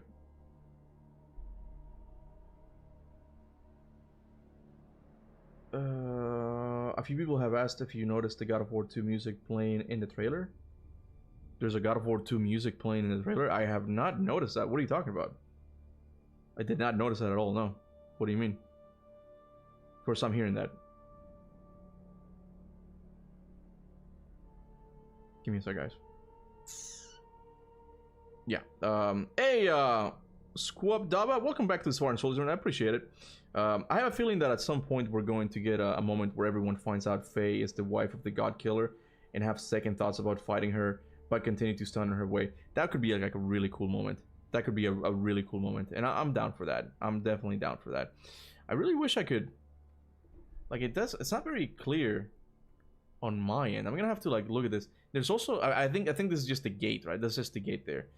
This, I did not know like how bad the quality was. Like, is there a better image that I can find? Maybe there is. I'm just missing it. But yeah, there's also this thing here.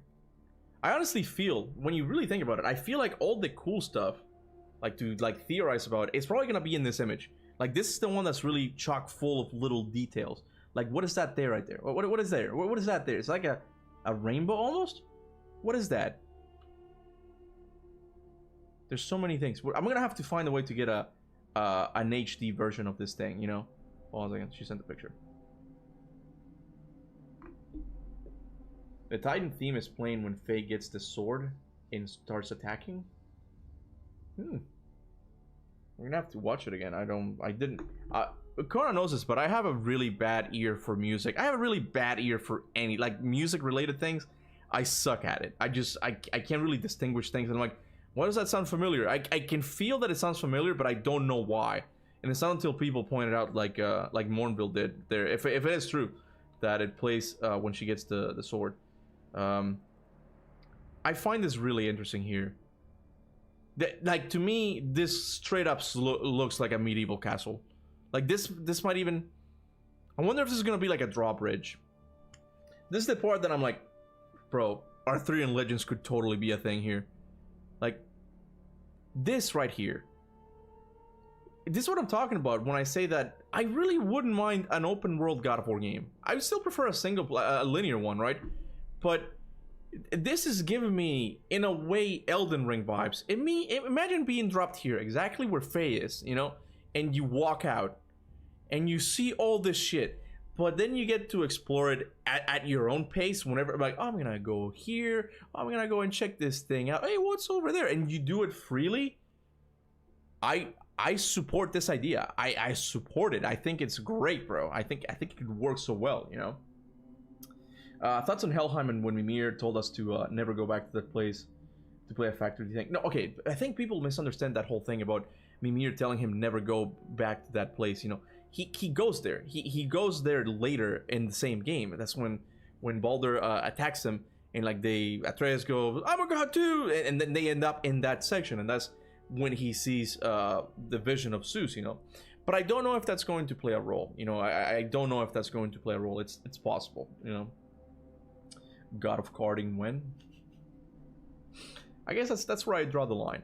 That's where I draw the line. Do you guys want to watch the combat thing? I'm sure you guys have seen already. I'm sure you guys have already seen it, but it might have even like come out when the announcement came out, but I completely missed it. God of War, Laufey, combat, because this is honestly one of the things that just has me truly hyped. It's also brand new developers. I thought it was gonna be Jason McDonald, but PlayStation has gotten so big. Why is it struggling to play?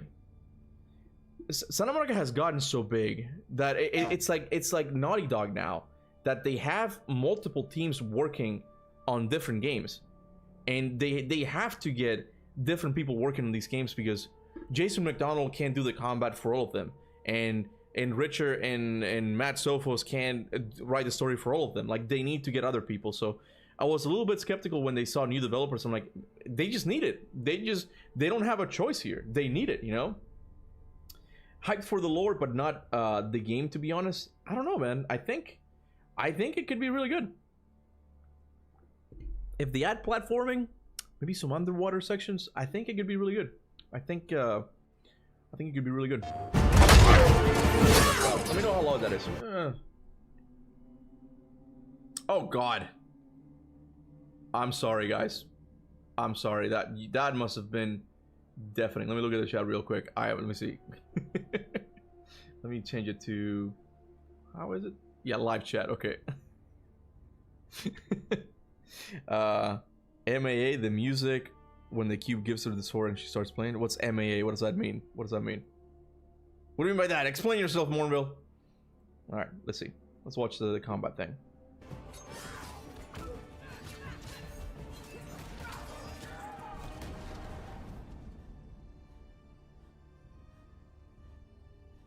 Hi, I'm Kevin Peterson. I'm the lead hero designer on God of War Laufey. Hi, my name is Denny. I am a design director focused on combat. To be honest, I mean, the only combat guy that I know, like, oh, that's that guy works at Santa Monica. That's it's Jason McDonald. But to be honest, I don't know if these guys have worked at Santa Monica before. But what I mean is, like, at least in lead roles, like they're new, they're brand new. I know that for sure. You know. Go back to work, but just wanted to show you what Midgard posted. Oh, where did he post this? Yeah, Greek ruins and Laufey's box art. Yeah, I did see this. Yeah, I did see those ones. Yeah, it does look like Greek ruins as well. I can't believe I didn't talk about it. Hold on, where is it? It's here. Right there. That could potentially be Greek ruins right there. Chronicler is right about that. I don't know where he posted. I don't know if it was YouTube or Twitter, but he posted that. It just seems like a really exciting fantasy world, and I'm down for that. I'm really down for that. Again, is platforming gonna be a factor in this game? I don't know. I wish I reached out to Santa Monica today to see if they were down to do an interview. I don't know if they're gonna go for it. I'm sure they're pretty busy, you know, because I do want to ask like harder questions, and that they probably can't answer right now. But I'm like, you know, the community is like really interested about certain things. What about the RPG stuff? Is it gonna be here? How open is it gonna be? What about play? Like these things, I care about the lore, but I'm a God of War fan, you know, all the way. Like I love the game. I love the story, music, all these things. I want to know, and I don't know if I'm gonna get answers. I don't even know if I'm gonna get an interview. But I shot my shot to see if like they're down to do one, you know. Anyway, let's watch this for a bit. I think Faye's power fantasy really starts with her past. As the guardian of the giants, she has proven roots as a warrior. Her combat needed to feel incredibly lethal, powerful, and fluid, and just overall extremely satisfying. We wanted to build upon the strengths of the modern God of War combat system. And at the same time, we wanted to inject a little bit more of that old school, classic God of War DNA into Hell yeah. with the addition of jump. There's a lot of fun, new, more over-the-top things that you can do in this game compared to the grounded nature of the previous two games. And I think it leads to a fresh yet familiar feel. I don't know if you saw it because I called it, oh, it's not really DMC. But there's a point in the announcement where Faye does the I forgot what it's called in DMC, but the downward slash when you press triangle in the air, and I'm like, oh man, that could be so cool. And like we're only seeing a fraction of it. We're only seeing a fraction of this thing, you know. And it's, you know, volume. What happened to the volume? You can't hear anything? Oh my god! Hold on a second. Really? You can't hear anything? Let me mute the music. Okay, let me know how that is. To the combat system that I think everyone will enjoy. Is it good now? Can you guys hear it? Can you guys hear it? I think Bear McCreary for the music was one of the best choices Santa Monica made, because my God of War, the chanting gets me fucking pumped. I mean, I still love the Greek era music. I still think it's better, but Bear McCreary, like you said, he's a staple now. It seems like I don't know who's actually. I actually don't know who's making the music. It could be similar to like the combat guys that, you know, they got a new guy to write the music for it. Now it could be good. Like the music so far seems to be pretty good. So, you know, but Bear McCreary, like he did Sons of Sparta. Like I can. Maybe they're saving him for like the really cool stuff. But then again, the Faye game is also really cool. So push on Faye's mobility, and by allowing her. Yeah, if you guys couldn't hear before, let's start it again.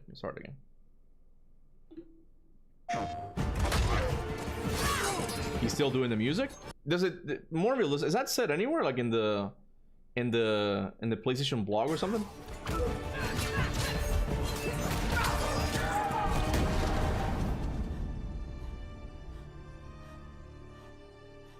Hi, I'm Kevin Peterson. I'm the lead hero designer on God of War Laufey.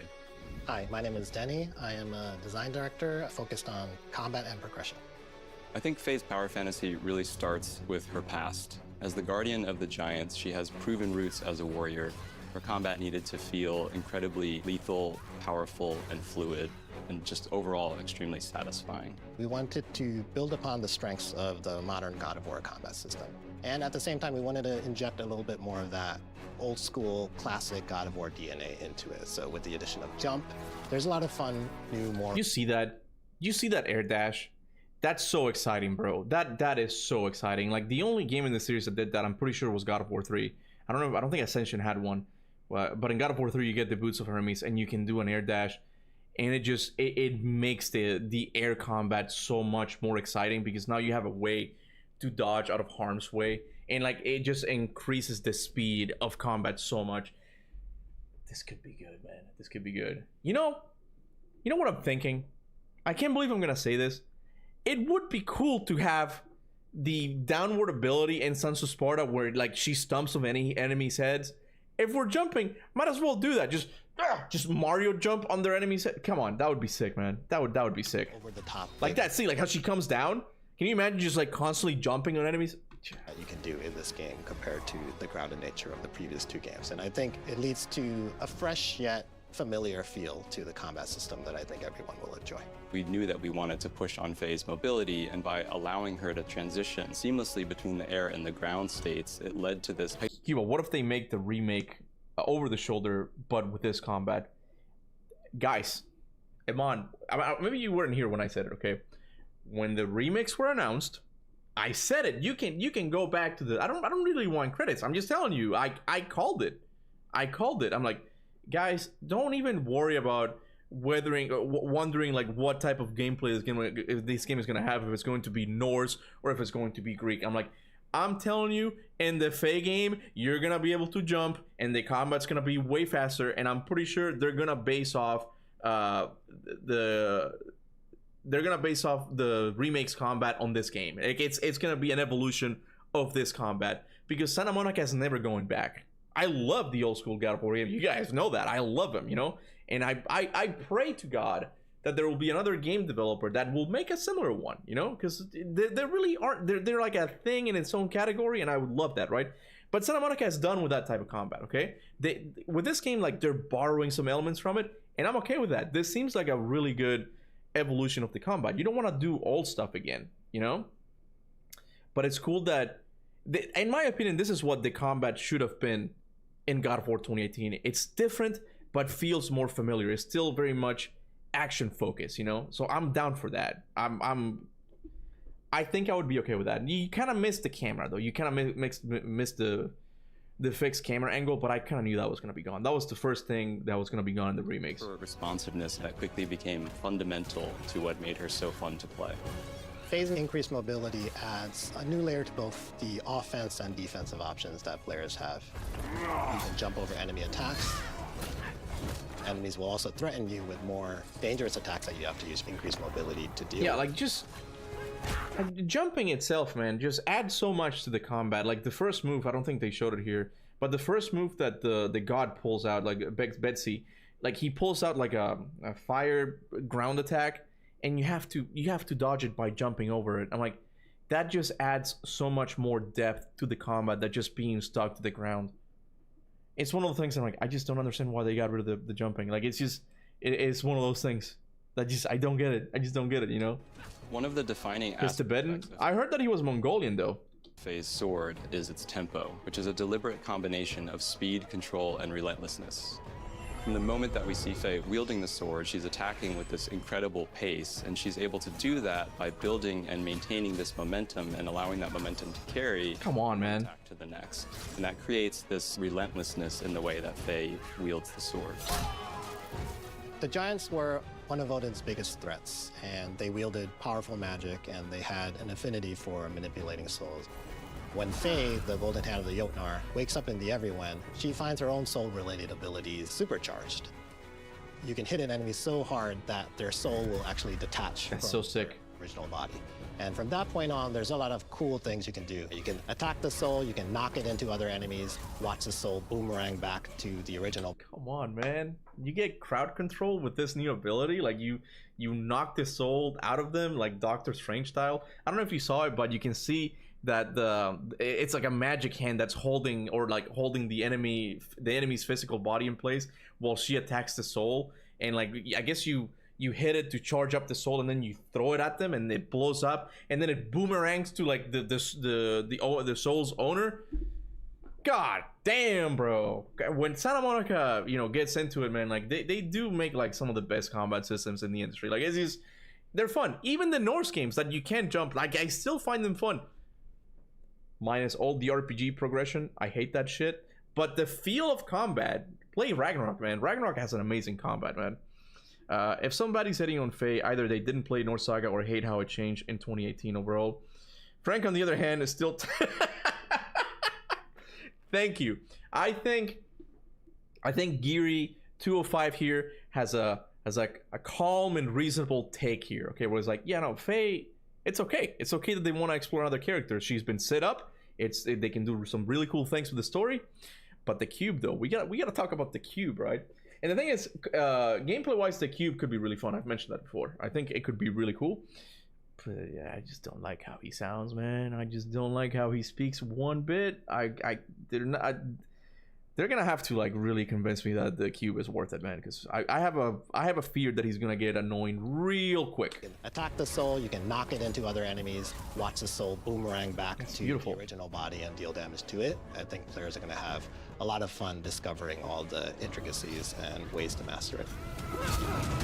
So there are numerous ways that Faye's 2 companions will assist her in combat, and each one fills a very distinct role. Rue, the ribbons of Faye's legendary sword, will act in sync with Faye to bolster her moveset, but isn't necessarily going to strike out on her own unless directed by Faye. And that gives Faye this... That seems like a square triangle attack. I don't know if you noticed that. Check it out. Will act in sync with Faye to bolster her moveset, but isn't necessarily going to strike out on her own unless directed by Faye. Square. And that gives Faye this...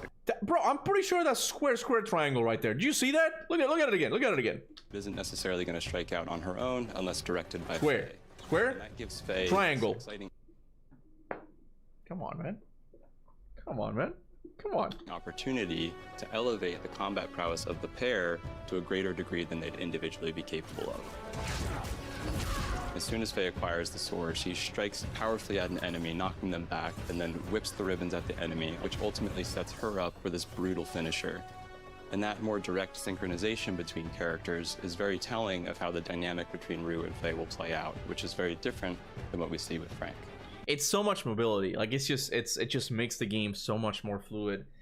And again, I think if they add platforming sections,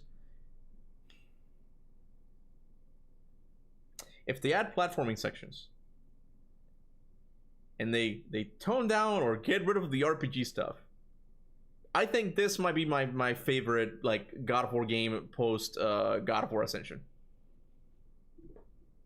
Ascension was the last one of the Greek ones. Yeah. You got 2018 Ragnarok and then Laufey game. I think if they do those 3 things, bro, this might be my favorite game of like the modern side of games. I don't know if it's going to be the older God of War games, but the combat's looking good, man. The combat's looking really good. I think it would have been cool if the cube was a mystical animal with that sword in its body, with the soul of a fallen god or a king who wants revenge. Yeah, bro. How about the cube is silent? Okay, I don't know if this is what they're gonna end up, but again, like they already ruined it with the voice. But imagine like the cube is silent throughout, and it's a mystery. Who is this cube? He seems to be sentient, but he's not doing anything. And like you said, he's got the soul trapped within him is the soul of like the creator of the everyone or something like that, or a god who's like they're keeping him locked in because he's so dangerous. But no, they went with the route of like, hey, how's it going? Faye, you know, you have to be here. Focus M. Come on. I think what happened is that it was too late to turn around. It was too late. When people started making fun of like these types of characters, it was already too late. That's the only thing. It's sad that the game looks so good in so many aspects, but the main thing that people are criticizing is the stupid cube and the sword. The sword so far doesn't bother me that much. But the cube, man, I don't know about this cube. What should be like the biggest surprise, and it turns out to be like one of the best written characters. Wouldn't that be funny? If Frank were wearing pants, better or worse? Oh, worse. Come on, man. Don't give them ideas. Oh no. You can customize Atreus' looks in the Norse games. What if you give Frank an eye patch and stuff? What if you can customize how the cube looks? Please don't do that. Please don't. Guys, clip this, and if it ever happens, share it somewhere. Please don't do that. Just don't do that. Just be calm and reasonable, you know? Just don't do that. What do you think will be this game's Valkyrie bosses? It could have been them, maybe demigods. Oh, I don't know. And again, it all depends on how open it is, because the Valkyries like it kind of work with the Norse games because they're open. So you gotta populate the world with side activities, and by those, the Valkyries and the Berserkers are by far like the most fun things to do in the Norse games in the side content, right? So if they're gonna be open, which I suspect it is, I suspect this game is going to be open. They will have to do something like that, and it would be. I hope that they're not gods that we've met before. I hope that they're brand new gods that we get to learn the lore behind them or something. That could be cool. That could work. Frank is your cosmic cube companion. He's there to support you, and I like how he says that so casually. Yeah, Frank is your usual cosmic cube companion, as if there's like hundreds of these, you know? on your actions in combat. If I kick an enemy into Frank, Frank will actually trampoline them up into This is the so air. cool. I can jump up, air dash toward it, slash him with my sword, and then pull him into me with the ribbons and execute him with a cool. You see that as well? You see that as well? She did like an overhead attack, and the enemy bounced and came back up. Old school God of War is back, man. Sure. Just But at the same time, you know, it's up to some me. extent. I can also just kick the enemy in, watch Frank trampoline them, turn my attention to some other enemy, and decide to go off and let Frank deal with that. Over the course of the game, you'll be able to upgrade both Rue and Frank to tailor them to your own playstyle.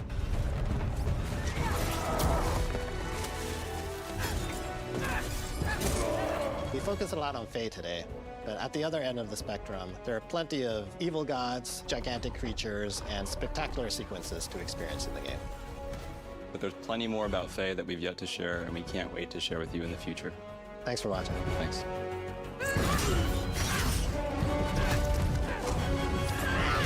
you know, I think about the reveal of this game, and it's cool. It's cool what we got, because they really got me with the story, and I'm kind of like at least on the channel, like I'm a story guy first. That's what I cover the most, right? But I would have really liked to see like more gameplay. I know they said 20 minutes worth of gameplay, but look, this is a movie-like game, and I'm not saying that despairingly necessarily. I don't mind if the story's good. I don't mind slower sections, okay? I do want them to like reduce them a little bit.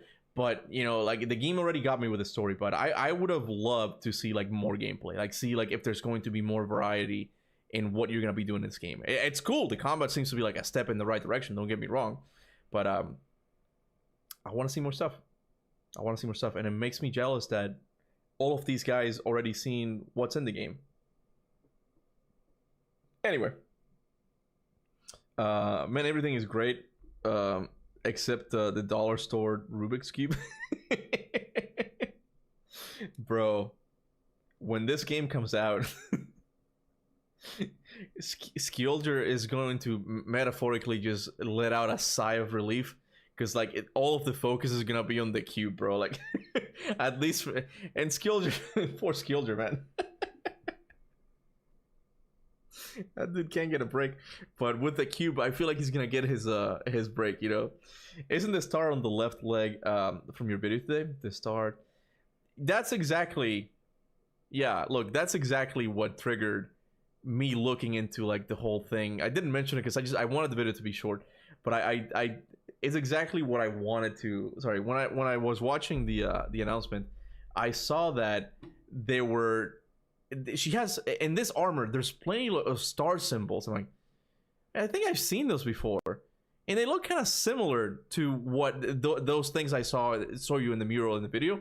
I'm like, I wonder if like these are warriors who, from every mythology, who try to cross over or something. I don't know what the lore behind these warriors are. You know, I will say though, I really don't like the armor. I think she needs a better design. It just doesn't look very good. She doesn't look very, very unique for a hero, you know, but maybe that's just me.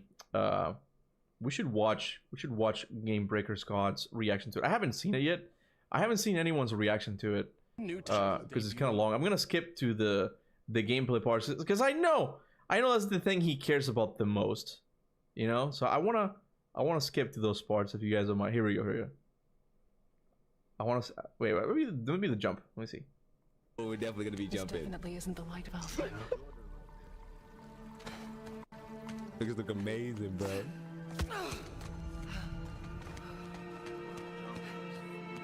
So fluid. It's Santa Monica, bro. Yo, look at the head. I know. Wait, a sword?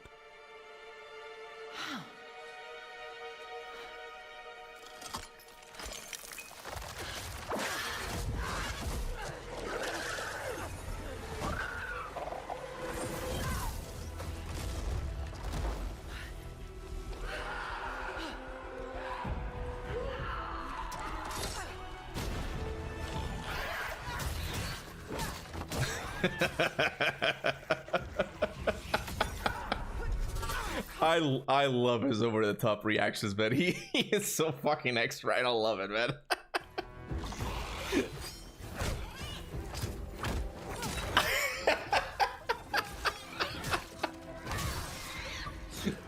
Shouldn't have been that difficult.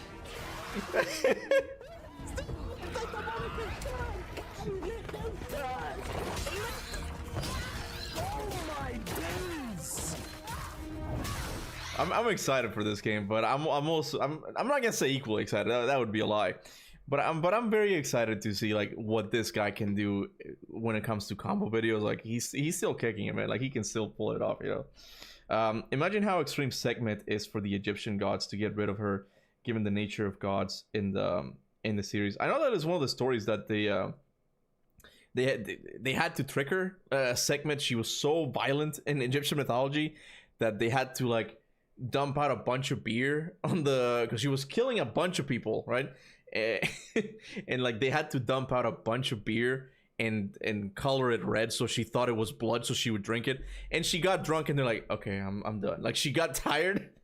So I feel like that might have been addressing an issue I also had with not just me, like a lot of people, an issue that we had with Thor in Ragnarok, which is cool. He's a cool character, but you know, we kind of missed out on the bloodthirsty god.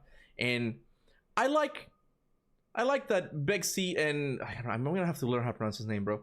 The Mongolian god and Sekhmet seem to be more vicious and, you know, bloodthirsty gods. I really appreciate that. It's a nice twist, you know.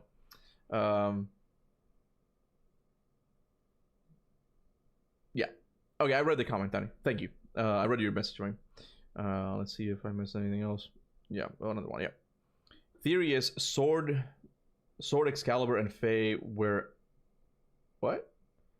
Theory is Sword Excalibur and Faye where Athena is? You might have to like reword it. I'm not sure what you mean. I kind of get the gist of it, that the sword is Excalibur and that Faye maybe is going to look for Athena. You know?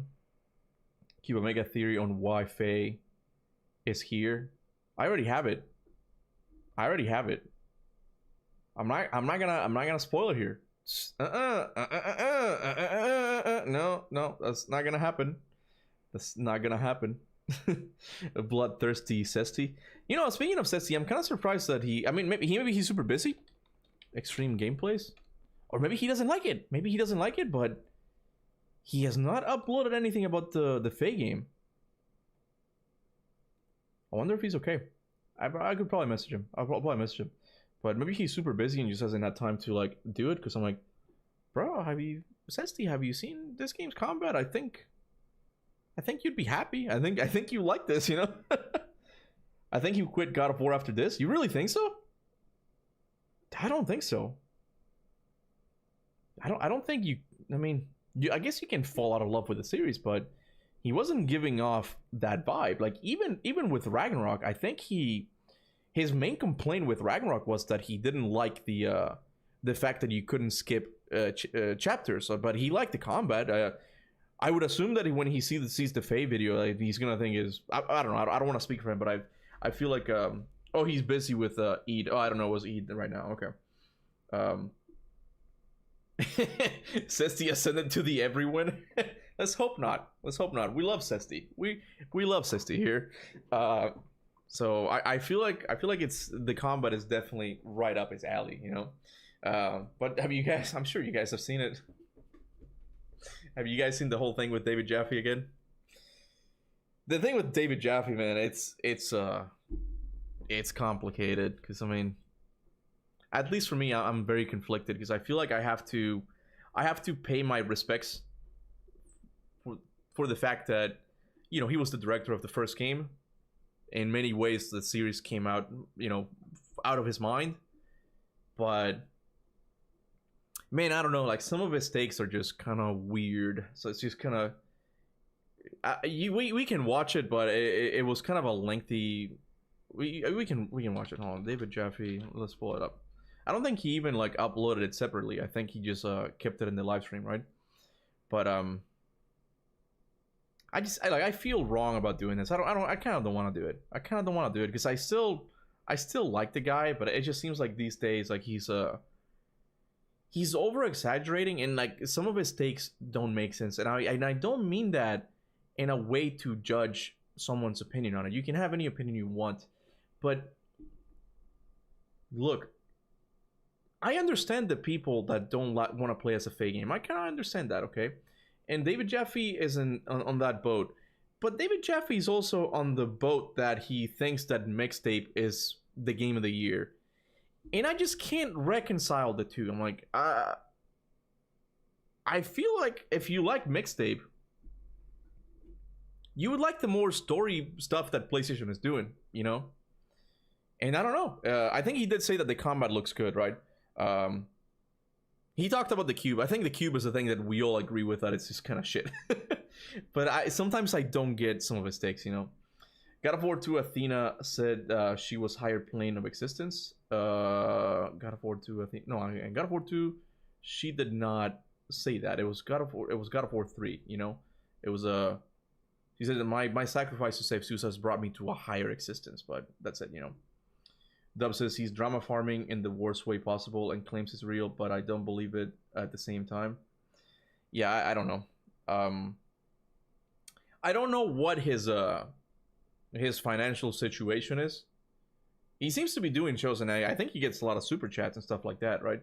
And maybe this is not possible, and I really don't mean this in a bitter way, but I love it when directors, when they're no longer with a franchise, they kind of you know, go on a walkabout and like they do their own game. They're like, I'm gonna bring the series back and I'm gonna do it my own way, like with its own like IP, right? And sometimes it works, sometimes it doesn't. The guy who did Dead Space tried to do Callisto Protocol and it didn't work. But there was a lot of like moving pieces for why that game failed, right? But with Jaffe, like if he ends up watching this, like it would be cool if he could get a small team, you know, and just make his own version of God of War. Again, I think there's a market for it. Hack and slashers are making a comeback, you know? And even though the Faye game looks really good, it's still very much like a PlayStation movie game, you know? And I'm okay with that, as long as the story is good. But it seems that Jaffe wants like the more gameplay focused ones, which again is super cool, you know? It would be nice if like he were to make it his own. Again, and this almost sounds like, oh, you don't like it, make your own game. Like, I don't mean it like that. I don't mean any like bitterness towards him. I think it would be cool if he could somehow, you know, get a small indie game studio and just make the game he wants to make. Because I would play it. I would play it. I would check it out, you know. What's his deal with Ariel? Yeah, I saw that. And oh, he says he doesn't want to make games anymore. I mean, that's that. He does say that, but I mean, it is what it is, you know. But yeah, I saw the whole thing with Ariel, and I'm like, he's not gonna come out looking good. Because I mean, I'm not saying that he's lying. I'm just saying that as someone who's an outsider who was not at Santa Monica Studio, I'm like, I don't know both sides of the story here. Like he kind of started attacking Ariel, and I'm like, I don't know. I can't go there. I can't go there. That's too much drama for me. I can't handle that shit. And that one seemed kind of personal. Like even like the games that I don't like, I always keep it about the games, bro. I never attack the directors. I never attack the developers. I think that's kind of a shitty move, you know. And I don't know. I part of me also thinks that maybe he is like Dub said, like drama farming or something. But I don't know. It's one thing to not like a game, but just kind of go out of your way to attack the people. I'm like, I don't know how to feel about that, you know. It's what it is, you know. Jeffy at this point is in his life where he's generally in his senile, angry old man era. I mean, he still plays games. He likes a lot of indie games. The thing that I can't really reconcile is like that's the part that I clicked on his mixtape video because I'm like, this guy's gonna rip this game to shreds, and I'm all here for it. But he says he likes it, and I think it's pretty. I don't know if it's proven, but it's like it's very likely, not very likely. It seems very likely that the mixtape game was just an industry plant. They're like, oh yeah, we're an indie game, but apparently like the the director like had millions of dollars in the bank, and we're like, yeah, this is like an industry plan thing. This is not a game. Like it's cool if you enjoyed it, but this should not be considered a game. And David Jaffe said that he cried, but then on the same out of the same mouth, he talks bad about Atreus and the Cuban. I'm like, it's the same fucking thing. It's the same fucking thing. So he's not being very consistent, you know. And I don't know about that, you know. He was right about Sons of Sparta, though. He was. I mean, Sons of Sparta. What does the saying go? A broken clock is right twice a day, or something like that. Sons of Sparta. I accidentally. It's funny. It's like the ghost of Sons of Sparta is watching me. Like if I go to my PlayStation tab, it's staring at me right there. I somehow I've hovered over it somehow. I don't even know how. Ugh, let me move it. It's back to Resident Evil 4. That's better. That's better. All right. I can breathe now. But yeah, Sons of Sparta was something else. Anyway, I don't want to talk too much about Jaffe. You know, it's this channel. He does whatever he wants. You know, I'll always be appreciative of him creating, or like at least starting the series. You know, I'll always be appreciative of that. But I don't get. I also don't get like the arc he's on right now. I don't really understand it. You know, I have strong feelings. Faye blew the horn in Ragnarok. In Ragnarok, or you mean 2018, right? I have strong feelings about that too. I think it seems very likely. This game seems to be setting up like a time traveling, realm skipping adventure that's full of those moments, and I can definitely see Faye being the one who blew the horn. That's for shit. That's for sure. You know, she fought him to a stalemate while he was drunk. Who are you talking about? I'm guessing Thor and Faye. Anyway, did you guys hear about what happened with Domino's Pizza? I can't. This is. You know in that documentary in God of War, how Santa Monica said, like, oh, you know, you made it big when you have God of War Slurpee cups, right? That was nothing. Domino's is now getting into the God of War drama. they said God of War game with no Kratos equals pepperoni passion with no pepperoni. And I'm guessing Santa Monica Studio. I think this is Blue Owl. I think Blue Owl is the one that runs the account. Okay, thanks for the feedback. Domino's Pizza corporate account. Bear McCready joined in as well.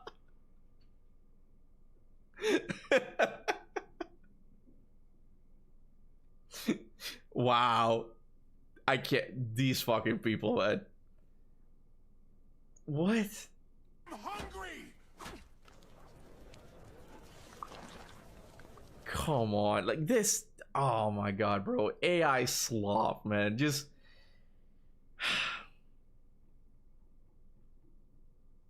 The thing about the I did not see that. The thing about the anti-woke crowd sometimes is that they really don't know like when to like. I mean, you can tell that there are some woke games out there, but just because there's a female character as a protagonist, it doesn't mean it's automatically going to be woke, you know? And it's just, in the case of Faye, I find it to have so much potential, man. I see it as being nothing but potential, because like she's such an interesting character behind the scenes, and it just makes sense to make a game about her. And I don't know, but. That's Domino's Pizza for you. Let me see. I mean, I'm kind of curious. Connery gave me the keys to my Twitter, but I promise I'm going out of this because this is I do not like being here anymore. You know, I don't like being here. Rest in peace, Faye. Goodbye, Mom. Meanwhile, Faye. That's pretty funny. That's pretty funny. It's kind of hilarious to think that hold on, I want to read that. It's funny to think that, yeah, well, you know, Kratos and Atreus are just going on this deep emotional journey. Faye is just kicking ass in super hell. Like anyway, God of War veteran was appreciative about a game playing as Faye. Hold on, but I can't. But seeing them go in this direction is exciting and moves the franchise forward. Pretty dang hype. Yeah, it's interesting. Like, I know when you say like when people say like, oh, it's gonna be more like Marvel, it's a scary sentence, but I do like the I kind of mentioned it in the video today that I uploaded today. I like the thing I like the most about the modern God of War games is how much planning goes into the story. When you go to the Greek saga, it still has like really good moments. I don't think it's like many people say that it has a bad story. I think it's still really good, but you know, with the Norse saga, it just feels tighter. They feel more connected, and I really like that. I really like that. You know, Pizza Hut is better than Domino's. I haven't had Pizza Hut in a while, man. The person who disrupted the judgment of Faye, I don't think it's Odin. I don't think it's Zeus. I'm thinking it's the sun god Ra. He probably can't beat Apophis, and keeps him dying. Oh shit, that's interesting. If anyone from Kratos' story would show us an antagonist, it would be Athena. I'm not commenting on that. I'm talking about that. Yeah, some people have been. Oh, I guess this would be a good time to watch Mayo's video on it, see what he thinks about it. There's another one, bro. There's. What the fuck, man? All right, is this feet related? What the hell? You want to see Mayo's video now? I'm guessing he doesn't like it. He doesn't like the game. What is it? They keep turns into a fucking laundry machine. Look, the thing about AI, bro, is that it has given people just the tool to do whatever the fuck they want on the internet, and it's both hilarious and stupid sometimes, you know. You're in the Mayo video? I am? I made a cameo in the Mayo video? Oh, I gotta see this thing. Hold on a second. I gotta watch this thing. Let's see. Let's check it out. Let's check it out. Under the Mayo. In-depth combat breakdown. This is shit. Like, I'm sure. I'm gonna predict that he's not gonna like the story. He's not gonna like Faye. But I'm gonna predict that he's gonna think that the combat looks interesting and that he's open to it. How much do you want to bet? How much do you want to bet? You know, I saw my video and he's excited of the fight movement. See, very positive on the game. Hey, what is this? Is this Mayo's redemption arc? I don't think he would see it that way. I don't think he would see it that way. But let's check it out. Revealed, God of War Laufey is on the way, and I'm. He called her Laufey. I can't blame him. I've seen a lot of people not knowing how to pronounce her name. Hell, I'm not even sure sometimes I pronounce her name. Laufey. I think I get it right. It's Laufey, right? Yeah, I think I got it right. But David Jaffe, so many people who are actually excited for the game, they're like, Laufey? Laufey? Like, they don't know how to pronounce the game. And I feel it, you know, I get that, you know? I'm here to talk about it. I'm gonna break down the combat in detail, and after that, I'll lightly discuss the other stuff. First, we're gonna discuss the return of jumping and aerial combat, and then we're gonna talk about grounded combat and all the different attack options. If you get tired of the jump discussion, it does go on a bit of a tangent, skip to this time code for the rest of the combat talk. He's mostly gonna be talking about the jump, which I find that hilarious. I find that hilarious because like he's the one who really when he made his review of 2018, like he's the one who really like focused on it. Like, you can't jump, you can't fucking jump. It's pretty funny. In my perfect scenario, Faye is one game and done. Atreus game where something happened, and next back to Kratos where he got to release his bloodlust. I don't know if Faye is a one and done game. We'll have to see how the story plays out. But if it's true that time here is completely out of whack and everything is happening past, present, future all at the same time, you could potentially like make multiples of these games if there's a demand for it. It's possible that how they're going to do it is that they're going to set it up so as to we could revisit this every win if you guys want. If you guys buy it, we could revisit it, you know. But if they don't, the story kind of ends with Faye here, right? And then like continues with Kratos and Atreus, like you mentioned, you know. But I don't know. We'll have to wait and see, and to see if it actually like people dig like this whole concept of the every win and Faye being in it. Because I have a feeling that character arc wise, I think what Faye is going to learn is that she needs to let go, and she needs to embrace the fact that she's dead and she can't meddle in the life of people, because that's who Faye is. And I feel like that's what they're gonna take her character-wise, but that remains to be seen, you know. I like that Santa Monica knows how big of a deal the removal of the jump button was in the 2018 reboot, as they make it the first thing your character does. Aerial combat and platforming were key parts of the original game's experience, and they have been sorely missed. They knew putting a jump at the beginning of the reveal would make people scream. They're starting on. Hey! It's just.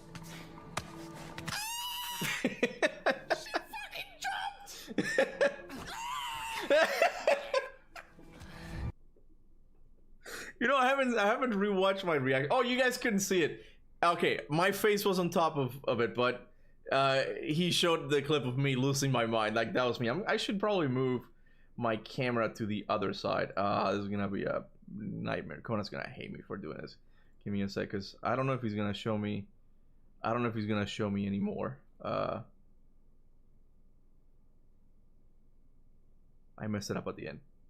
Oh, she's gonna have to redo this thing for me. Give me a sec. Horizontal. No! That's not it. That's not it. Give me a sec, guys. Flip horizontal. There we go. There we go. So it doesn't look like I'm looking out into the distance. There we go. Hey, Kuba, do you think we'll have more boss god fights in God of War Laufey?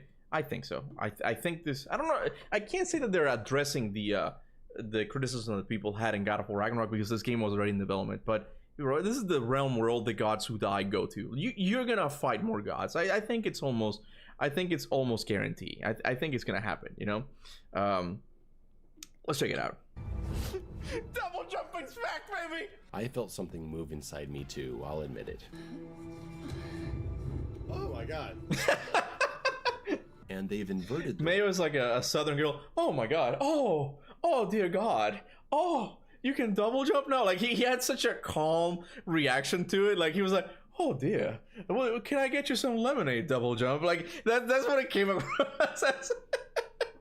These new God of War games present their experience. Remember in 2018 how the opening 15 minutes of it was just carrying a log, rowing a boat, setting your wife on fire, walking around, talking, tolerating your asshole kid, picking stuff up until you finally get to fight something? Well, this time, Laufey gets right to the first enemies in less than a minute and a half. What a massive improvement.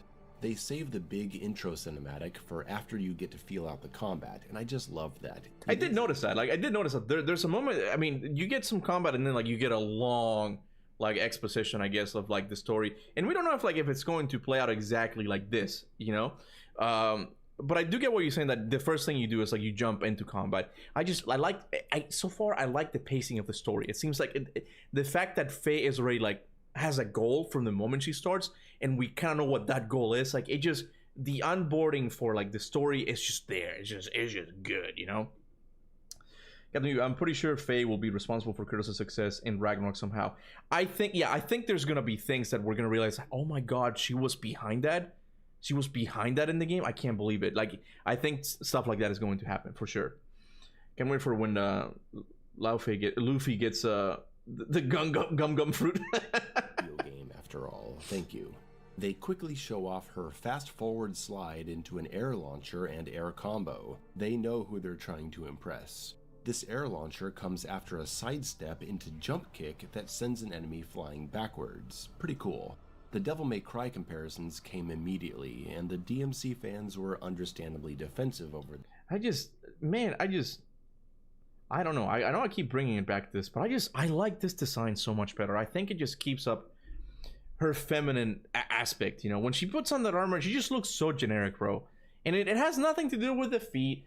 I mean, it doesn't have anything to do with the butt, but maybe a little bit. There's like she just looks cool like this. She looks feral. She looks like an unstoppable force. Like, she's like, I mean business. But then she's like, oh, I gotta put on the armor. I'm like, I'm hoping that this is not the prelude to like, you gotta go and find some loot. That's the thing that worries me, you know, combat size, you know.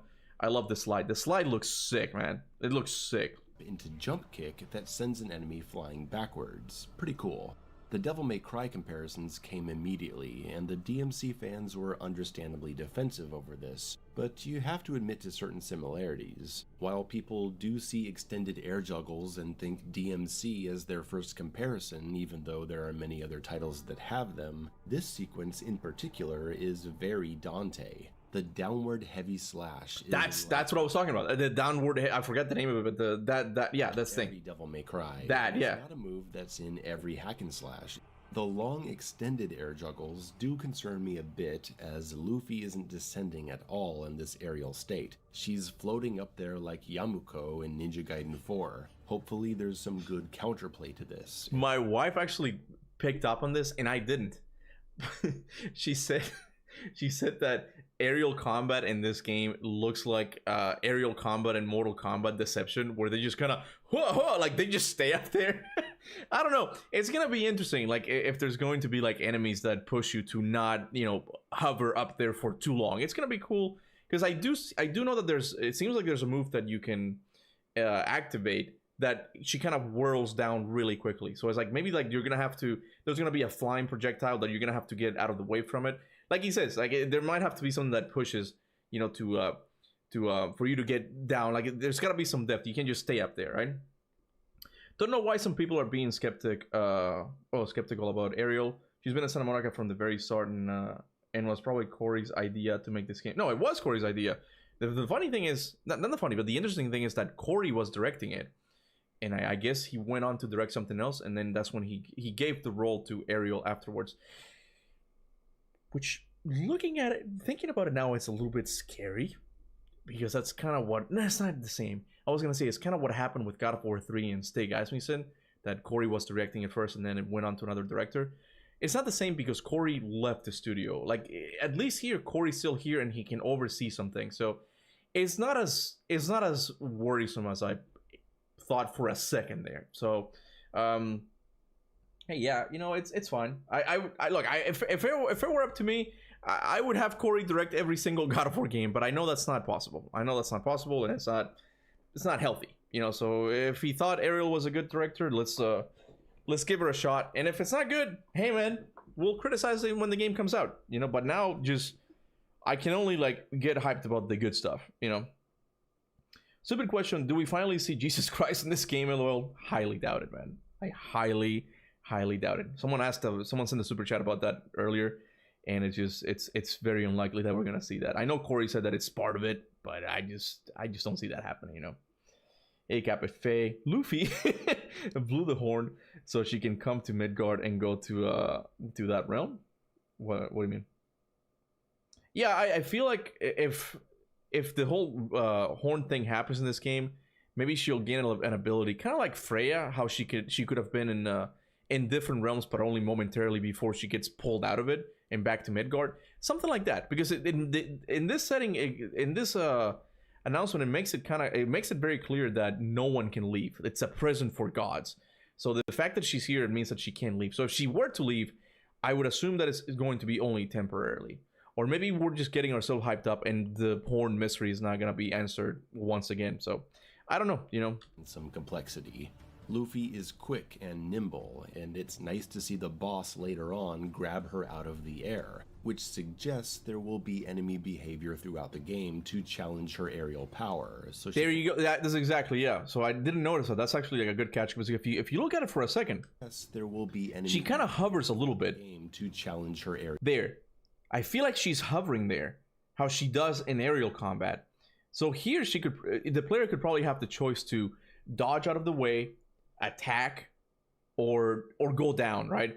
And I'm guessing the player here is being punished for staying up in the air by the enemy grabbing him, and that's good, because like as Mayo says, that's all about player accountability. You can't just stay in the air and be safe, right? So there might be attacks that prevent you from cheesing the game, right? And that's good. That's good game design if that turns out to be the case. Power, so she can't just air launch into combo over and over.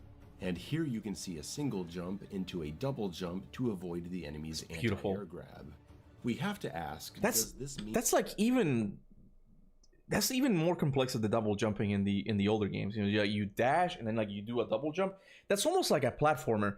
They gotta bring platforming back. They gotta bring platforming back, bro. There's no arguing here. It has to happen, you know.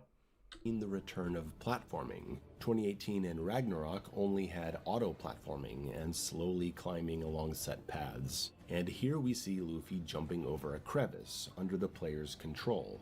But will we actually have anything we can fail at? Can you jump too early and fall into the crevice and die? That's what I want. Just giving the player a jump button doesn't mean there's platforming, because platforming requires the possibility of failure. Not just instantly dying, but falling to a previous level.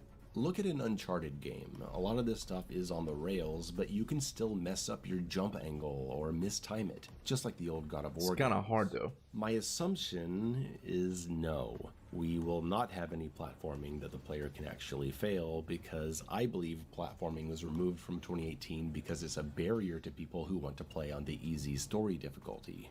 See, if you're terrible at the game, or just lazy, or, to be fair, handicapped, you can play 2018 and Ragnarok on easy because the combat becomes super basic and forgiving, and there's really not much else to create any resistance outside of maybe a handful of puzzles, but a lot of the tricky ones are in optional areas anyway. If the games had true platforming, that platforming would be the same no matter what difficulty you're on, and it would... Yeah, he actually explained this to me when we did the podcast up a couple of weeks back, I think. And he's like, oh my god, that actually kind of makes sense. Because, look, I've mentioned this before, and again, I'm okay with movie games. I know people are like, say it disparagingly, like, oh, movie games. Like, I'm okay with variety. I'm okay with having a more story focus, right? But when you do those games, like you kind of are trying to market them to a wider audience, right? And he explained to me perfectly that platforming is one of those things that you can't really toggle on an easy mode. You either make the jump or you don't, right?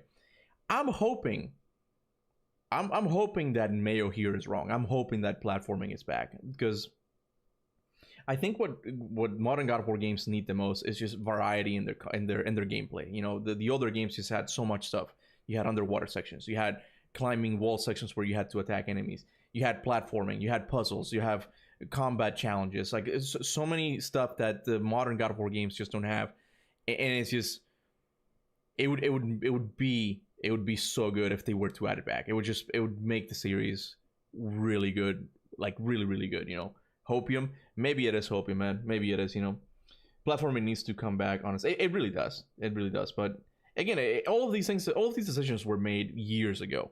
They were made years ago, and if it's not in it, I think it's gonna be too late to add it, because that would change the whole level design completely. So it's probably, if it's not here, it's not gonna happen now. A frustrating barrier. But hey, at least the combat is a step in the right direction. You know, maybe it's gonna take a while. To people with no coordination who just want to enjoy story time. So no, I predict no true platforming. I hope to be wrong about it. As for grounded action, they can do like Prince of Persia and add options to skip platforming. Is that a thing? You can skip platforming in Prince of Persia? I mean, now that you mentioned Prince of Persia, one way to make it, I guess, a little bit more digestible for people who are not that good at games is like, yeah, give her like a sand ability or something, like, you know, you can turn time back or something like that. That could work. I mean, that could definitely be like a perk you get or something. I don't know. That changes like the whole like dynamic of it. I don't know. You know. You to notice the speed of her light attack. Being a sword instead of an axe, it's much faster, giving a more dramatic difference between her light and heavy attacks. It's a good example of the speed increase we're seeing to action, along with her slide, and her, I assume to be unlocked later, ability to teleport around the room, since we see her blinking in and out defensively at points, as well as using the ribbon of her sword to pull herself towards an enemy during a cinematic. I like that we see her magic failing in the opening combat encounter, which ties into her needing to read. Speed the video, please. His voice is... You don't, I mean, what, is it too slow? Discover it in I think it's fine. And once she gets it, all hell breaks loose. She's able to use the ribbons long range like Kratos' chains, so it appears she can go back and forth between sword attacks, ribbon attacks, and her magic push. I don't know how the player controls this, but it does look very fluid. I'm gonna slow this down and go step by step. She pushes this guy's spirit out, does one sword swipe, pushes again, sword swipes again, and ends with another push. When the combo's over, the sword is not equipped, so I think she's switching between stances in this sequence. Oh shit. Fist stance, and re-equipping the sword at the end. Then, using some button combination. Oh man, that would be so cool if you can actually change like weapons like on the fly combat. If it's true what he said there, like it's gonna be even faster than God of War 3. Well, I mean, on God of War 3 this pretty quick though. You just press L1 and X and you change them quickly. But man, I guess just that has so much potential. Man. When Kratos said "find your way home" to Faye, is he referring to her coming back to normal realm, meaning that she told Kratos there's a way back? I've been thinking about that too. I think maybe. Yeah, I think maybe Faye told him about the light of Alfheim. That's where she goes, because even when Faye arrives in the afterlife of gods, she says like, "This is not the light of Alfheim." So maybe she was expecting to go to the light of Alfheim, which is interesting, isn't it? Beach ball. Anyway, so maybe that's what he meant by his, "Oh, find your way home," like where your people are. When the people that wait, because she did no, wait, no, because Kratos didn't know she was a giant. Shit, I never thought about that. I don't know what he means by it. When Kratos said "find your way home" to Faye, is he referring to her coming back to the normal realm? Meaning she told Kratos there's a way back? I didn't notice that. Able to use the ribbons of the sword along range. I'll have to think about it. And then continue with normal sword attacks. The free switching between these different styles has me interested, especially seeing how the ribbon attacks are part of the sword stance instead of being their own dedicated stance like Kratos' chains. After this, we get the awful slow turning that plagues the reboot's combat, because these games make you steer your character like a tank instead of just pushing the stick in a direction and that's where your character goes. Hey, Santa Monica, this isn't a fixed camera survival horror game. We don't need tank controls. Well, I mean, the thing is, it's the camera. It's just like the other ones, like you had a fixed camera angle and you can go like any direction you want, but with the camera being behind their back, that's how you're gonna do it. You know, maybe they should put more focus on like a quick turn or something, but like, you know, like in Resident Evil, but even that is just, it feels kind of clunky probably, you know. So the whole like tank controls, as he calls them, like, is something you can't get rid of unless you get rid of the camera, I feel like. Why they would include this and not just do a quick 180 turn. It happens twice in this footage, and both times it just twists me up inside. Next, we see some kind of, it's not a parry, would you call it a counter? She avoids the attack and goes right into a magic stun state, pushes again, and the enemy is already in stagger. So I think this counter attack applies a buttload of stun. We've got a cool aerial juggle that flies down into a 360 swipe, presumably good for crowds, and it continues to juggle too. Then we get another one of these counters. It looks like some kind of backstep she can do into her magic or sword attack. Here it's the ribbon that pulls the enemy forward, and she jump kicks him. I'm very curious what the input is for this kick, because this moment here shows that it's not just a sidestep specific. Bro, this dude, this is what I mean. Like, I'm more of like, oh, you see the detail, the lore, this might mean that this guy's going. Mayo's like the opposite, but for combat. They're like, you see this little sidestep? This is interesting because the combat, like, this is not me. I mean, I love the combat, but this is not me, you know? Time will be weird if we ever go back and forward between the real world and the God realm. Oh, I don't know. I'm assuming some shenanigans are going to have. She's gonna realize how messed up time is, you know. This leads to the coolest moment of the showcase, where the jump kick actually bounces the enemy off the cube and gives you an air juggle follow. You heard it here first, guys. Mayo likes the cube. Mayo has fallen, man. I do go. You mean I said it before. Just gameplay wise, the cube just seems really fun. Just like a really fun companion. If only he could be quiet. If only he could shut up. That's the only thing. That's the only thing. I love the interaction here with your partner, and there's Wait, did you notice that we're going back to square, square, triangle as the R2 is the magic button? We got magic buttons, an old choice of magic. Sorry for the spam. I mean, we don't see a magic bar yet, but I did notice the like a square, square, triangle equivalent with the ribbons. I was talking about that earlier, and it's exciting. I hope I hope we get a nice little magic bar here. Yeah, that would be nice. Sound cue to know that you're gonna get this interaction as she calls Frank's name as the jump kick connects. Very Frank! What I want to know is if you're controlling Frank like Atreus and if you can actually position him for these interactions, or does he just move on his own and that's it? Twice in this combat area, we see her push an enemy's soul out of his body, and I have to wonder if that's like the basic runic attack her fist can equip, because we've seen her push enemies and it doesn't come out, so why does it come out here? Does it have to do with a magic? The thing here, I just noticed, like the cool thing about having this camera with this mechanic of you know, pushing the soul towards an enemy is that you get to position exactly where you're gonna send the enemy flying to, right? I don't know if you saw it, but the player kind of adjusted itself to throw it towards the cube. Her fist can equip, because we've seen her push enemies and it doesn't come out. See that it went to the left, so so that Faye could throw the enemy towards the cube and get a bounce. So why does it come out here? Does it have to? Oh, I don't know if it hit it though. I don't know if it hit. We aren't being shown at this moment. I'm very interested in finding out.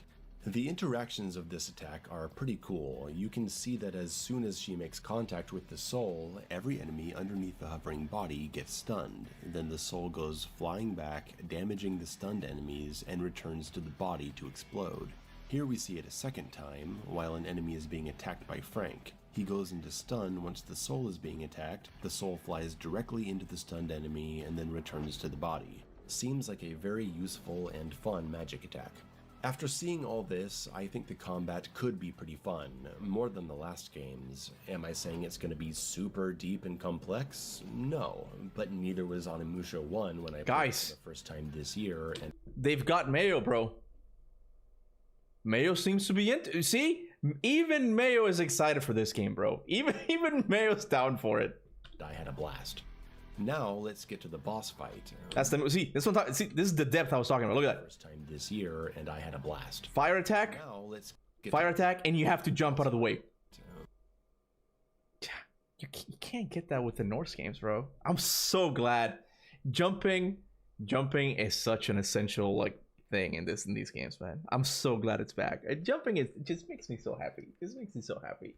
It seems like such a small thing, but design-wise, it just changes so much, man. My lord, how far we've come. Do you see all the stuff going on with this first boss? Not only are you starting with a ton of combat options, but he has plenty as well. Compare this to God of War 2018, where it takes 20 fucking minutes to get to the troll fight, and all you can do is sidestep and swing your basic axe attack. Remember how awful that was? Look at us now, baby. I'm not gonna. In many ways, I'm grateful that 2018 did not have that big of a budget, because I think it kind of reined them in with all the side stuff that they could do. But it was also damaging for them because like, there were so many goddamn trolls in that game, dude. they had no choice. Oh yeah, it would have been cool to fight that giant eagle in Helheim. Ah, you're getting a troll, man. Down everything happening in the boss fight though. We have dodges, counters, parries, combos during stagger states, unblockables. It's probably pretty fun. For all the issues I have with modern God of War, the 1v1 boss fights are not one of them. I thoroughly enjoyed many of the boss fights in Ragnarok because the camera problems and the tank control problems pretty much disappear. And don't bother telling me these games don't have camera and control issues. You're on the wrong channel if you hold that opinion. Okay, that's my gameplay breakdown. I can't get into much else without knowing about magic, Here we go. healing, cooldowns, the RPG elements, etc. Predictions, guys. Is he gonna like the direction of it?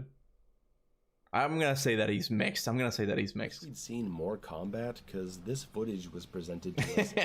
Yeah, Santa Monica were basically trolling us. Get it? I do like that. You know, then Cory Barlog made the whole like Barlog. Gorlub of the Frost or something. I forgot how his name is, like backwards, something like that, you know. I can excuse teenagers being cringe. Talking inanimate objects will probably have some tired moments, but I'm willing to go in open minded and just enjoy myself. Look, I think totally speaking, I think they should get rid of those characters. But like you said, if there's other things that just kind of keep me entertained throughout the experience, I'm down for it. I'm down for it. You know, if the game is more linear, if there's more like gameplay variety, and hey, if fucking Frank becomes really useful in combat and platforming, I might actually end up liking the guy. Okay, let's not get carried away, but maybe. More than 20 minutes of uninterrupted gameplay, and I don't think you should be saying that when 15 to 16 minutes of it is cutscenes plus opening credits. I get it, it's the complete opening chapter of the game, but come on, the term gameplay shouldn't be tossed around like this. Visually, it looks very good. Like the other new God of War games, it's graphically impressive, but I am growing tired of every new major release trying to look as realistic as possible. I think these games all look the same. I don't like how the new Wolverine game looks either. It looks fun to play, but something about all these modern games... I'm just wondering, what do you guys think about the Wolverine game? Because it looks cool, but it just also feels like it's not really doing... nothing new, really. Like, it just seems kind of like, I've been there and done that a little bit. Like, it seems like a fun game for like a one-time thing. Oh, this is like a fun little roller coaster, but I don't know. I like with the whole state of play thing, I also came out kind of underwhelmed, even though we got God of War. But yeah, honestly, meh. Yeah, some people say it's great, mid. That's what I mean. It seems like it seems like it's kind of divisive a little bit. So I might play. I'm not on release date. There's so many games coming out in September. I mean, I don't think I'm gonna be playing Wolverine, but I'll eventually try to get it. There's so many games, bro. So many games. They look interchangeable to me in the graphics department. I feel like there was a lot more variety in game look back when technology wasn't so close to photorealistic. There's been a lot of yelling back and forth about Luffy's face. Laufey. I get it. The change from Ragnarok to this is certainly a downgrade in the looks department, but I personally don't care much about it. I think she still looks pretty good. What is the character supposed to be? Mid-40s? 50? How old is Kratos? They're modeling her directly off the voice actress this time, who is... yeah, I mean, I just noticed that she also has like a...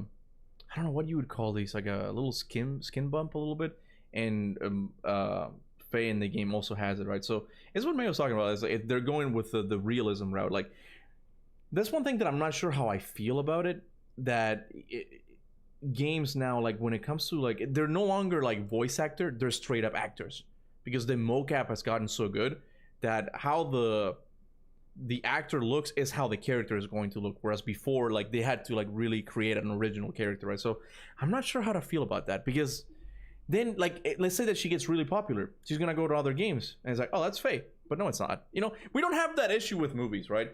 But it's one of those frontiers in gaming right now that I'm like, I'm not sure how I feel about it. You know. One of the most beautiful women on earth. So you tripping, bro? Maybe it's just me. You know. Saying gate is closed implies it can be open, right? I mean, I guess. Ariel Lawrence said that there's a reason why the gate has not been opened in a while or something like that. So it's been closed for some time. So at one point it was open, right? So maybe that'll be part of it, just opening. I'm assuming it's gonna be part of it, opening the gate. You know. You mean like Deborah Ann Wool? No, I'm not saying she's ugly or anything like that. I'm just saying that now, you know, Kratos in the Greek games does not look like TC Carson, and even 2018 Kratos does not look like Christopher Judge, and I'm okay with that. I kind of like that. You know, they lend their voice, and even like their facial movements, like they lend them, and they kind of based off like the animation on that work, right? But it seems like the more realistic these games get, the more the line between voice actor and actor gets blurred. It's just actors, they're just acting now, you know. She's a baddie, bro. I never said she was bad looking. When did I say that? I never said that. I'm just saying that what I mean is that her face, she's gonna be in other games as well. Like all of these characters are gonna look the same because they're using her face. Am I not being clear? I just don't think they translated her face that well to the model, I guess. It feels off at points. But then at other points, I think she still looks really good. I don't know. I'd still buy her dinner. I like that. I'd still buy her dinner. As a person, so they've got a lot of freedom to flesh her out and make us care about her journey. I'm open to it. I'm not coming to her with any prejudices like I would in an Atreus game.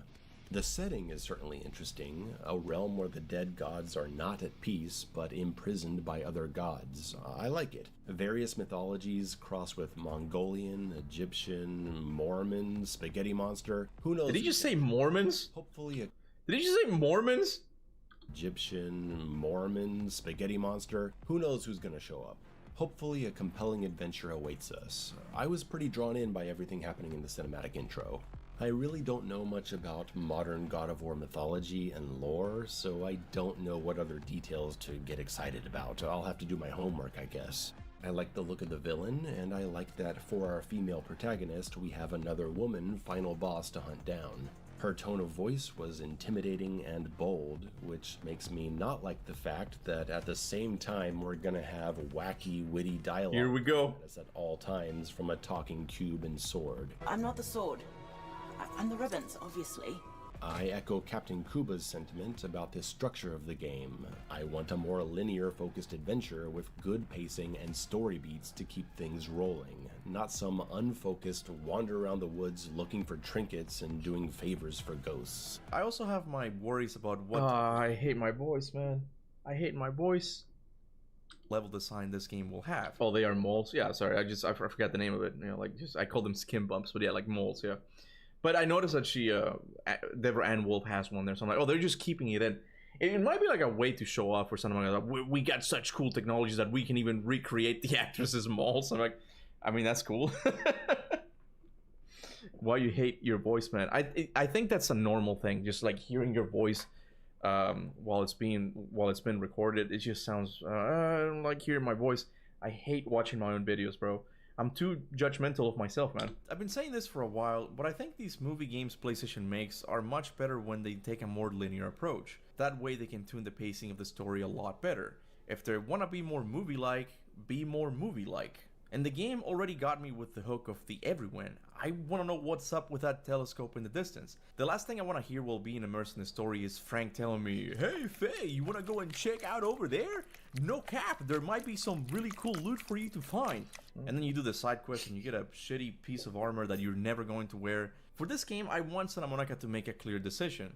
Either make a linear game with really tight storytelling like Uncharted 2, or make a fully open world game that allows the player to explore as he wishes from the moment the game starts, like Elden Ring or more recently Mina the Hollower. I'm okay with either approach.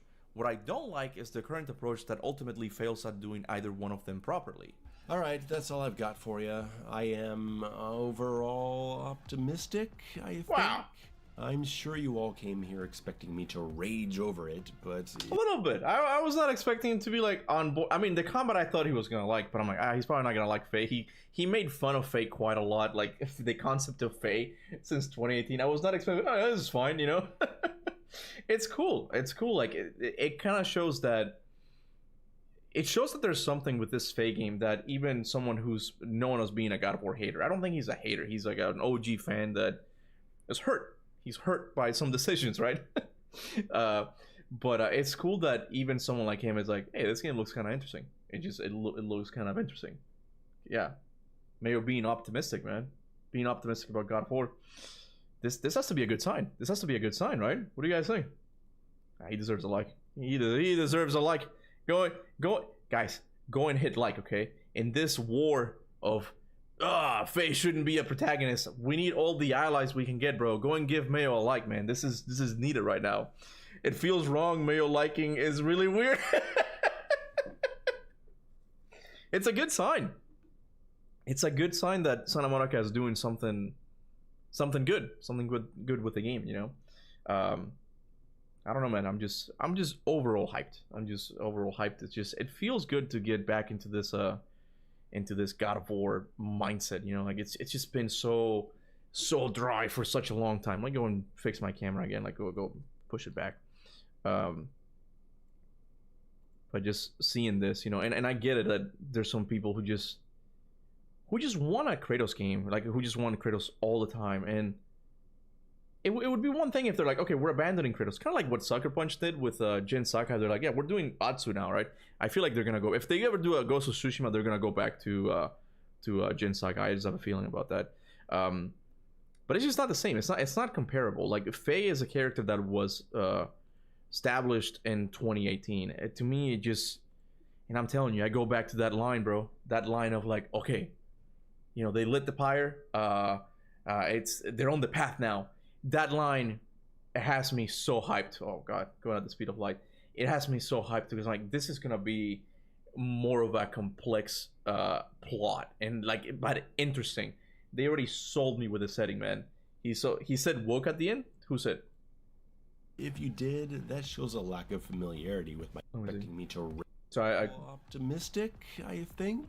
I'm sure you all came here expecting me to rage over it, but if you did, that shows a lack of familiarity with my actual opinion of these games, as I've been quite clear about the aspects I think are done very well and the potential I've seen in them. All I can do is tell you my honest opinion, and I think it looks interesting because Ragnarok, despite having some gigantic issues that make me never want to play it again, had several great improvements to the core gameplay that lead me to be confident in this new one being even more solid to play. Laufey looks like she can do some fun stuff, and these new games are challenging with high difficulty settings available at the start. Put me in the cautiously optimistic category, and I guess I'm actually kind of looking forward to it. We'll see. And it's woke. Did he say and it's woke? I think it's a joke, obviously. To it. We'll see. And it's woke. I mean, I think he says woke. I don't really hear him that well. I didn't like what he says, you know.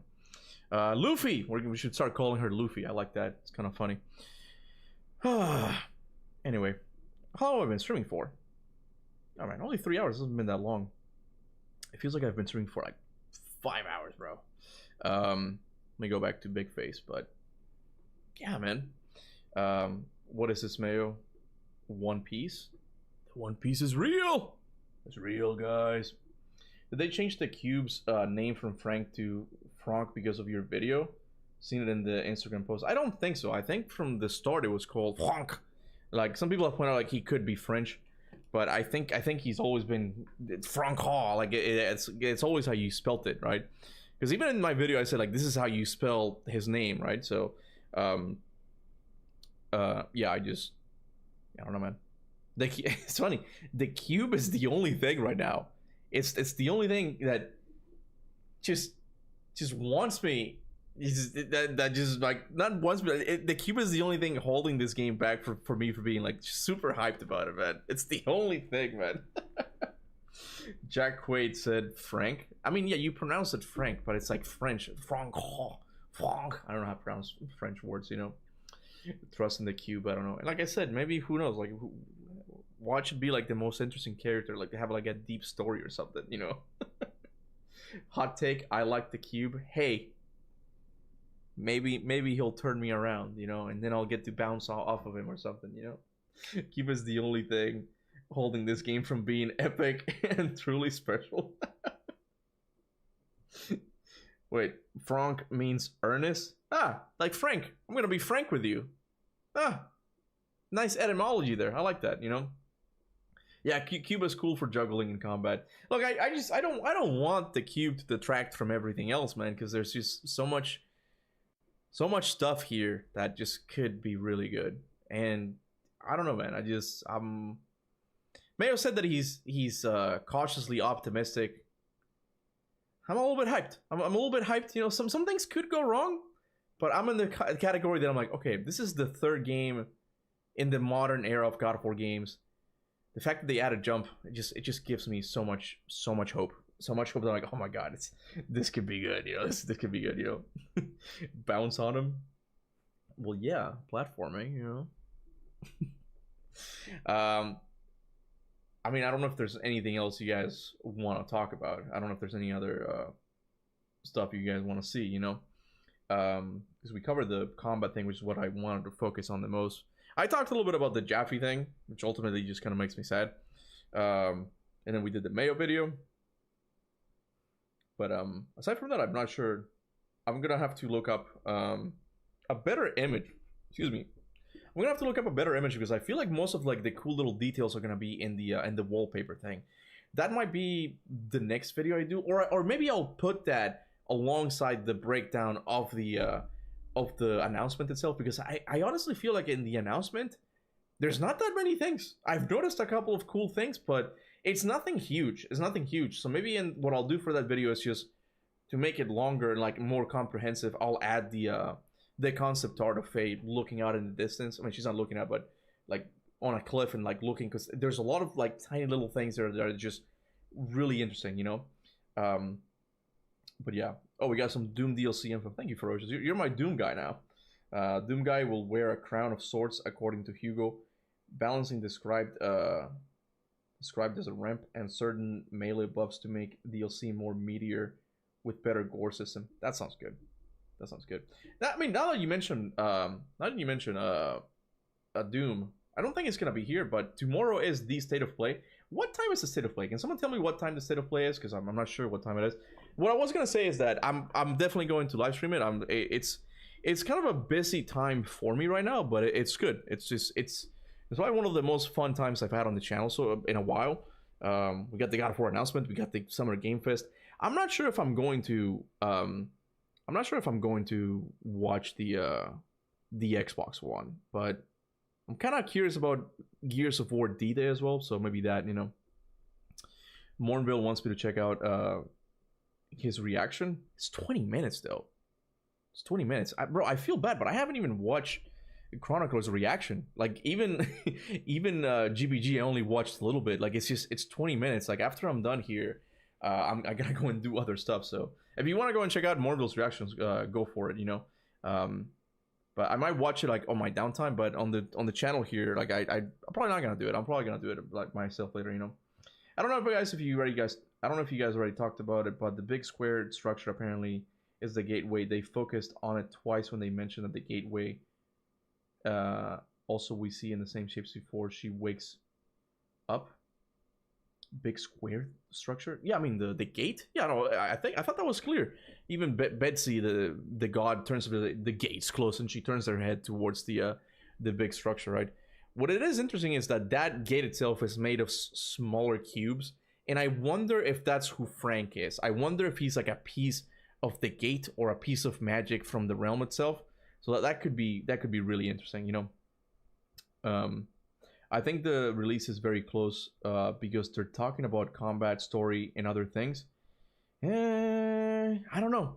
I do think that it's not gonna be a 2028 game,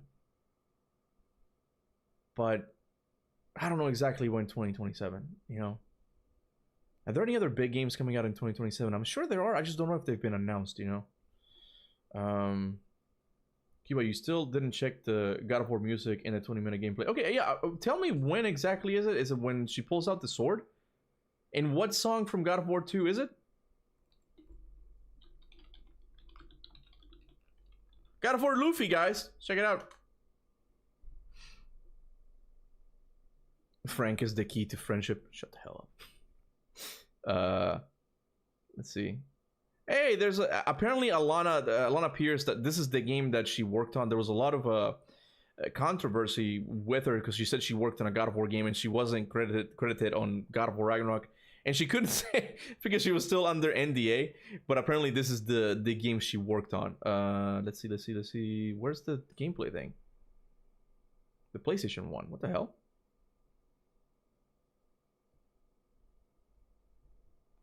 I guess I'm gonna have to click on this.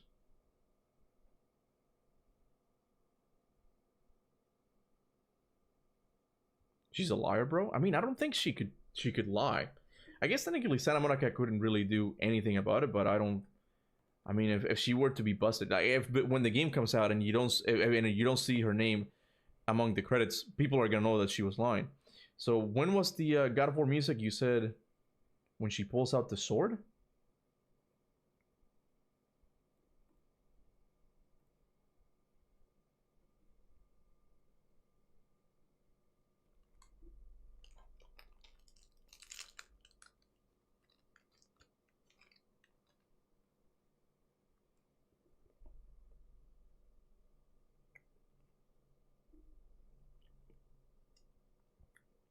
It's Atlas Music. Oh, Titan is the guy who shared it.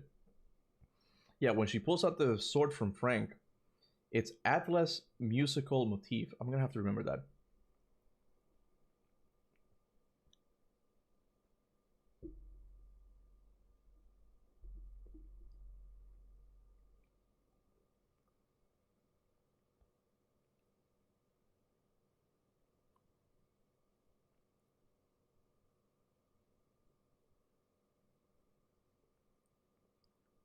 Are you sure?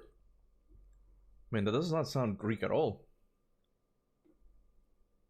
Hold on.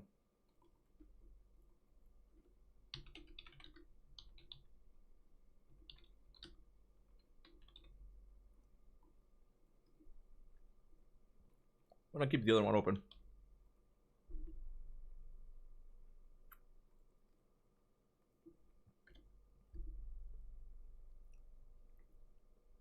God of War? It's God of War, right? Like, it's not just some random shit, right?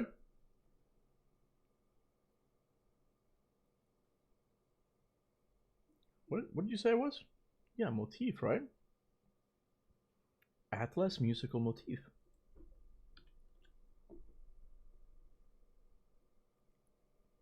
Do you guys have another title or something? Because I'm not seeing it here at all.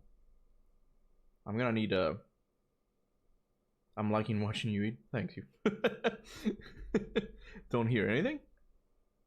Kuba, what are you watching by yourself? Show us. Oh, you can't see. Oh, my bad, my bad. My bad. I forgot to do it. Oh, I'm so stupid. Hold on. Where is it? I do that sometimes. Okay, so this is the thing he says that it sounds like Atlas musical motif. Okay. Take it.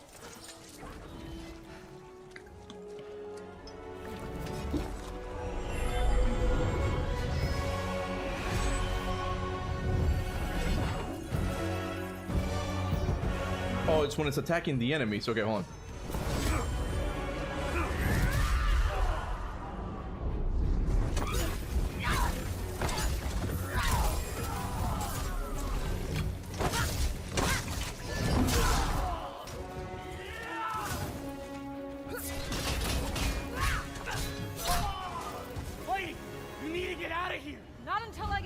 I know I suck at like detecting a beat and a rhythm and all that, but I'm like, I don't hear it. So what am I looking for? Oh, Atlas remembers on YouTube. Go to, okay, thank you. Atlas remembers God of War. Oh, it's a bonus track. Maybe that's why I don't realize. Okay, 113.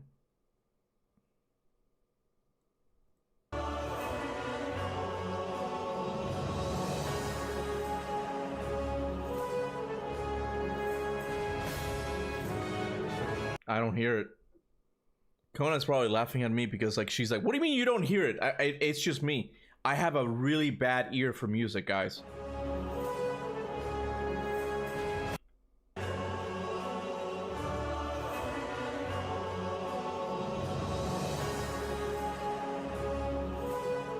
Maybe that part? Maybe that's the part? I think that's what you mean. I think. Oh, I didn't save the other one, did I? Hold on a second. I have to redo this thing again.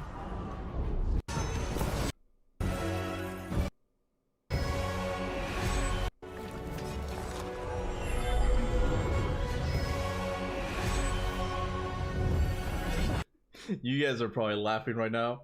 You guys are probably laughing, but a tiny bit similar. I don't hear it, man. I don't. It's funny. I think. I think when I hear it, I'm like, oh, I think I heard it. But then when I go back, it's like my ears get flashbang, and then I'm like, what did the other one sound like again? I don't hear it. I don't hear it, man. I don't hear it. And I'm gonna have to show Kona, because Kona can probably be like, yeah, that's the same thing. I'm similar, but not an exact copy either. It's near when she almost kills all the enemies and tells that guy to leave. So you guys are not telling me exactly when it happens.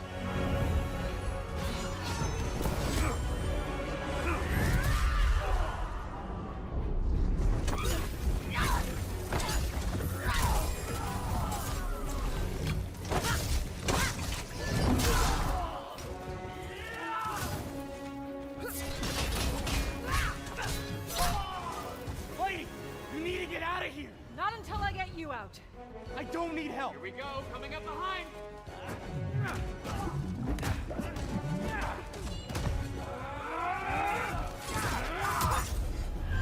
What do you think the guy wonder about the sword? Yeah, we don't know. The sword is also a very interesting mystery. Like, we got Rue who's keeping guard of it, but we don't know what the deal is with this. It's a really interesting question. I don't hear it, man. It's a slowed version of the Atlas theme, Kuba. I don't hear it. I don't hear it. And maybe it's the slowed down part that's just throwing me off completely. Like, even... I kid you not, bro. Captain Kuba... God of War Valhalla? Valhalla, yeah, this thing. My reaction to it. Like, they kind of slip in, like, the Greek music in there. And I'm like, I like this. Why do I like this? Like, for the first few seconds, I didn't realize that it was the Greek soundtrack. I'm like, what? The theme? Oh my god! Go right on to another world premiere. I gotta pee, man. Oh! Oh! Oh!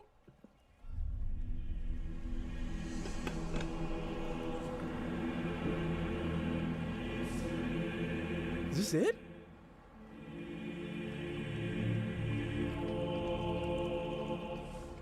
What is this? Oh! Where is he? And it's Kratos! You are certain you remember nothing of this place?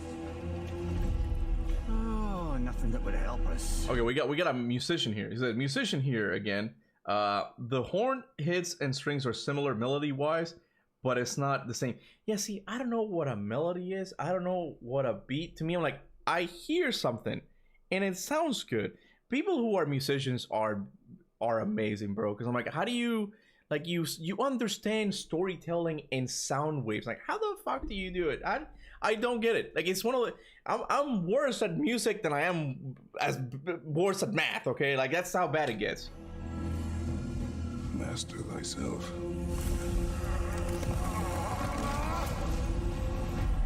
Tell me, brother, why exactly are we doing this? Valhalla! They're in fucking Valhalla! I really gotta stop swearing in my reaction videos, man. I gotta stop swearing overall, man.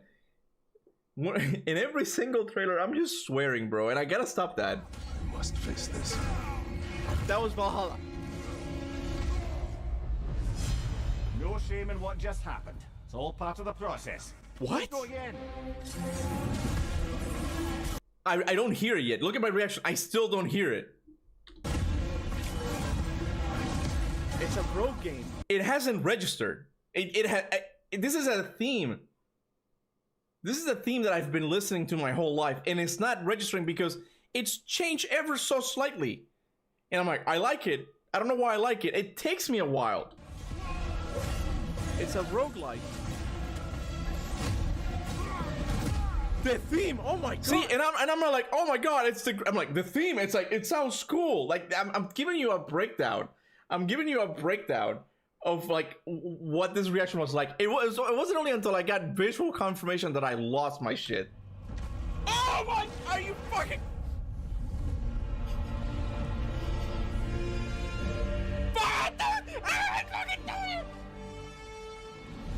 It's a fucking... I'm pretty sure it's a roguelike. Probably the Unk ears. It's not that. It's just when it comes to music, I just I'm tone deaf. I'm not good. Even in the trailer, people picked up on this on the Valhalla one, and I'm like, that's impressive. People picked up on the fact that you could hear the sound effect of the Greek menus, like when you change something, and I'm like, I still don't hear it. I still don't hear it, bro. But then I'm like, the more I watch, I'm like, oh, I can kind of see it, you know. Bro's giving us a breakdown of his reaction. Yeah, it's like play by play. This is how it worked, you know. Unk moment right here. Good times. Good times. But yeah, that's me not being able to listen to music properly, you know. I didn't even know the theme. It was a God of War Greek menu. Yeah, not the Greek menu music, but the sound effect of like changing menus. Like you can kind of hear it at one point. I can't pinpoint it for you right now because again, I kind of suck at that. So we're not gonna do that, you know. Okay, Kuba, hold on, let me read Bloods. 2 years in music, high school here. So a music needs a concept, melody. A melody is like phase theme, which is a specific pattern.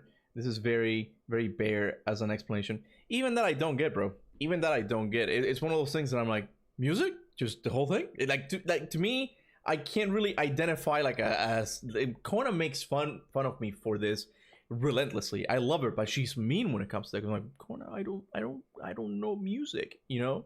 I don't know music. But anyway, reacting to a reaction, the peak of a streamer. Yeah, it seems like I'm just trying to stretch it out, but I'm like, oh no, we were talking about the whole music thing. Right? Like, it reminded me of the Valhalla thing, you know. Yeah. I think I'm gonna bring it to a close here, guys. I think I'm gonna close it now. You know, it's been fun, but I gotta get back to work. I still haven't made a breakdown video. Usually I'm pretty quick when it comes to these things, but this time around it's been very difficult because there's so much stuff going on in life right now, and the breakdown itself is kind of difficult because I find it like I feel like most of the cool stuff are going to be in the concept art that we saw. That's where like, oh, what is that there? And that's where it's gonna get really cool. But yeah, I'm gonna leave it here for you guys. You know, I just joined them. I'm sorry, bro. I'm so sorry, man. It has been good, Goldening. It has been good. Good to have you here. We'll do. I mean, tomorrow we had the set. You guys never answered, or at least I didn't see it. Summer Game Fest time. So I do want to react to this thing. June 5th, 2 p.m. Oh, it's same as God of War, so 4 p.m. Eastern time. Okay, so I'm sure we're gonna talk about some God of War stuff. I'm sure, you know, but I still like to react to these like big showcases because you don't really know what you're gonna see. I'm hoping I see this, you know, Luland, Curse, Sans. I forgot the name. God damn it. I don't know how to spell Sans. I want to see this game. Like when it comes to like old school God of War games, this is the one that I'm like, oh man, this is the one that's kind of carrying the torch for that old style God of War game. Again, I love my modern era God of War games in a lot of things, not some of them. You know, I like my modern God of War games, but I miss these types of games, and I want to see this game. I want to see oh, what's it called? Annihilation something. Tides of Annihilation. I always forget it. There's so many games that are third party that I want to see, you know, and it's like hopefully they're gonna be there. This game was shown like last year, I feel like, and we haven't heard anything about it since. I've been patiently waiting for another reveal, you know. Dude, even Sesti got hyped for this too. Yeah, Sesti, David Jaffe, anyone who's like connected to OG God of War. I don't know about Sesti, I haven't seen it, but you said that he did, right? I trust you. You can kind of see it in the identity that it's made by people who worked on the old school God of War games, and it's like you can kind of tell like there's something about it. The camera's even more pulled back, but it just looks really cool, you know. I don't really care about the graphics that much. It seems like it's more of a cheaper game to make, but I'm down for that. Like a linear experience that's nothing but like, you know, bosses and cool enemy encounters. I'm down for that, you know. Can there be Indian gods? What, in the everyone? Or here I forgot how it goes, but it takes place like on a city alongside the on a mythical city alongside the Silk Road, so you did get a bunch of interesting like mythologies along the way, so it's possible we could see Indian gods here, but in the Fae game it's possible if they died, you know, it's possible. Imagine we get God of War Egypt tomorrow. That's not happening. Come on, that's not being realistic right now. That's not being. You're dreaming a little bit too much. It's a little bit too hopeful, you know. First person or third person for better storytelling experience, which pulls you in the most? Oh, for storytelling, I think third person. I like it more. First person, I don't really like protagonists talking too much. I prefer it if it was third person, but maybe that's just me. Anyway, so I will be live streaming the Summer Game Fest tomorrow. It should be fun. I don't know about the Xbox One because I do have to work on a lot of videos, so I'll leave it at that, guys. Thank you guys so much for watching. Thank you to everyone who super chatted. You guys are awesome. I know it seemed like I was complaining, but it was only because I wanted to talk to other people as well. But I really do appreciate the people who take their hard-earned money and be like, here's a God of War question. You know, it's like it's it's cool that you're that passionate about of a God of War fan, and it's cool that you're supporting my work here. It means the world to me. Of course, all of the new members, all of my old members, you guys rock as well. And if you can't support me monetarily, I also want to thank you, okay? Just being here is a lot, it means a lot to me. Sorry, I ate a granola bar and I need water. I'm drowning here in my spit, okay? But I want to thank all of you who like, share my videos. Like it doesn't seem, I know I say this, but it doesn't seem like a lot, but it really does help. So it means the world to me. So until then, guys, remember, go forth in the name of Olympus. Bye.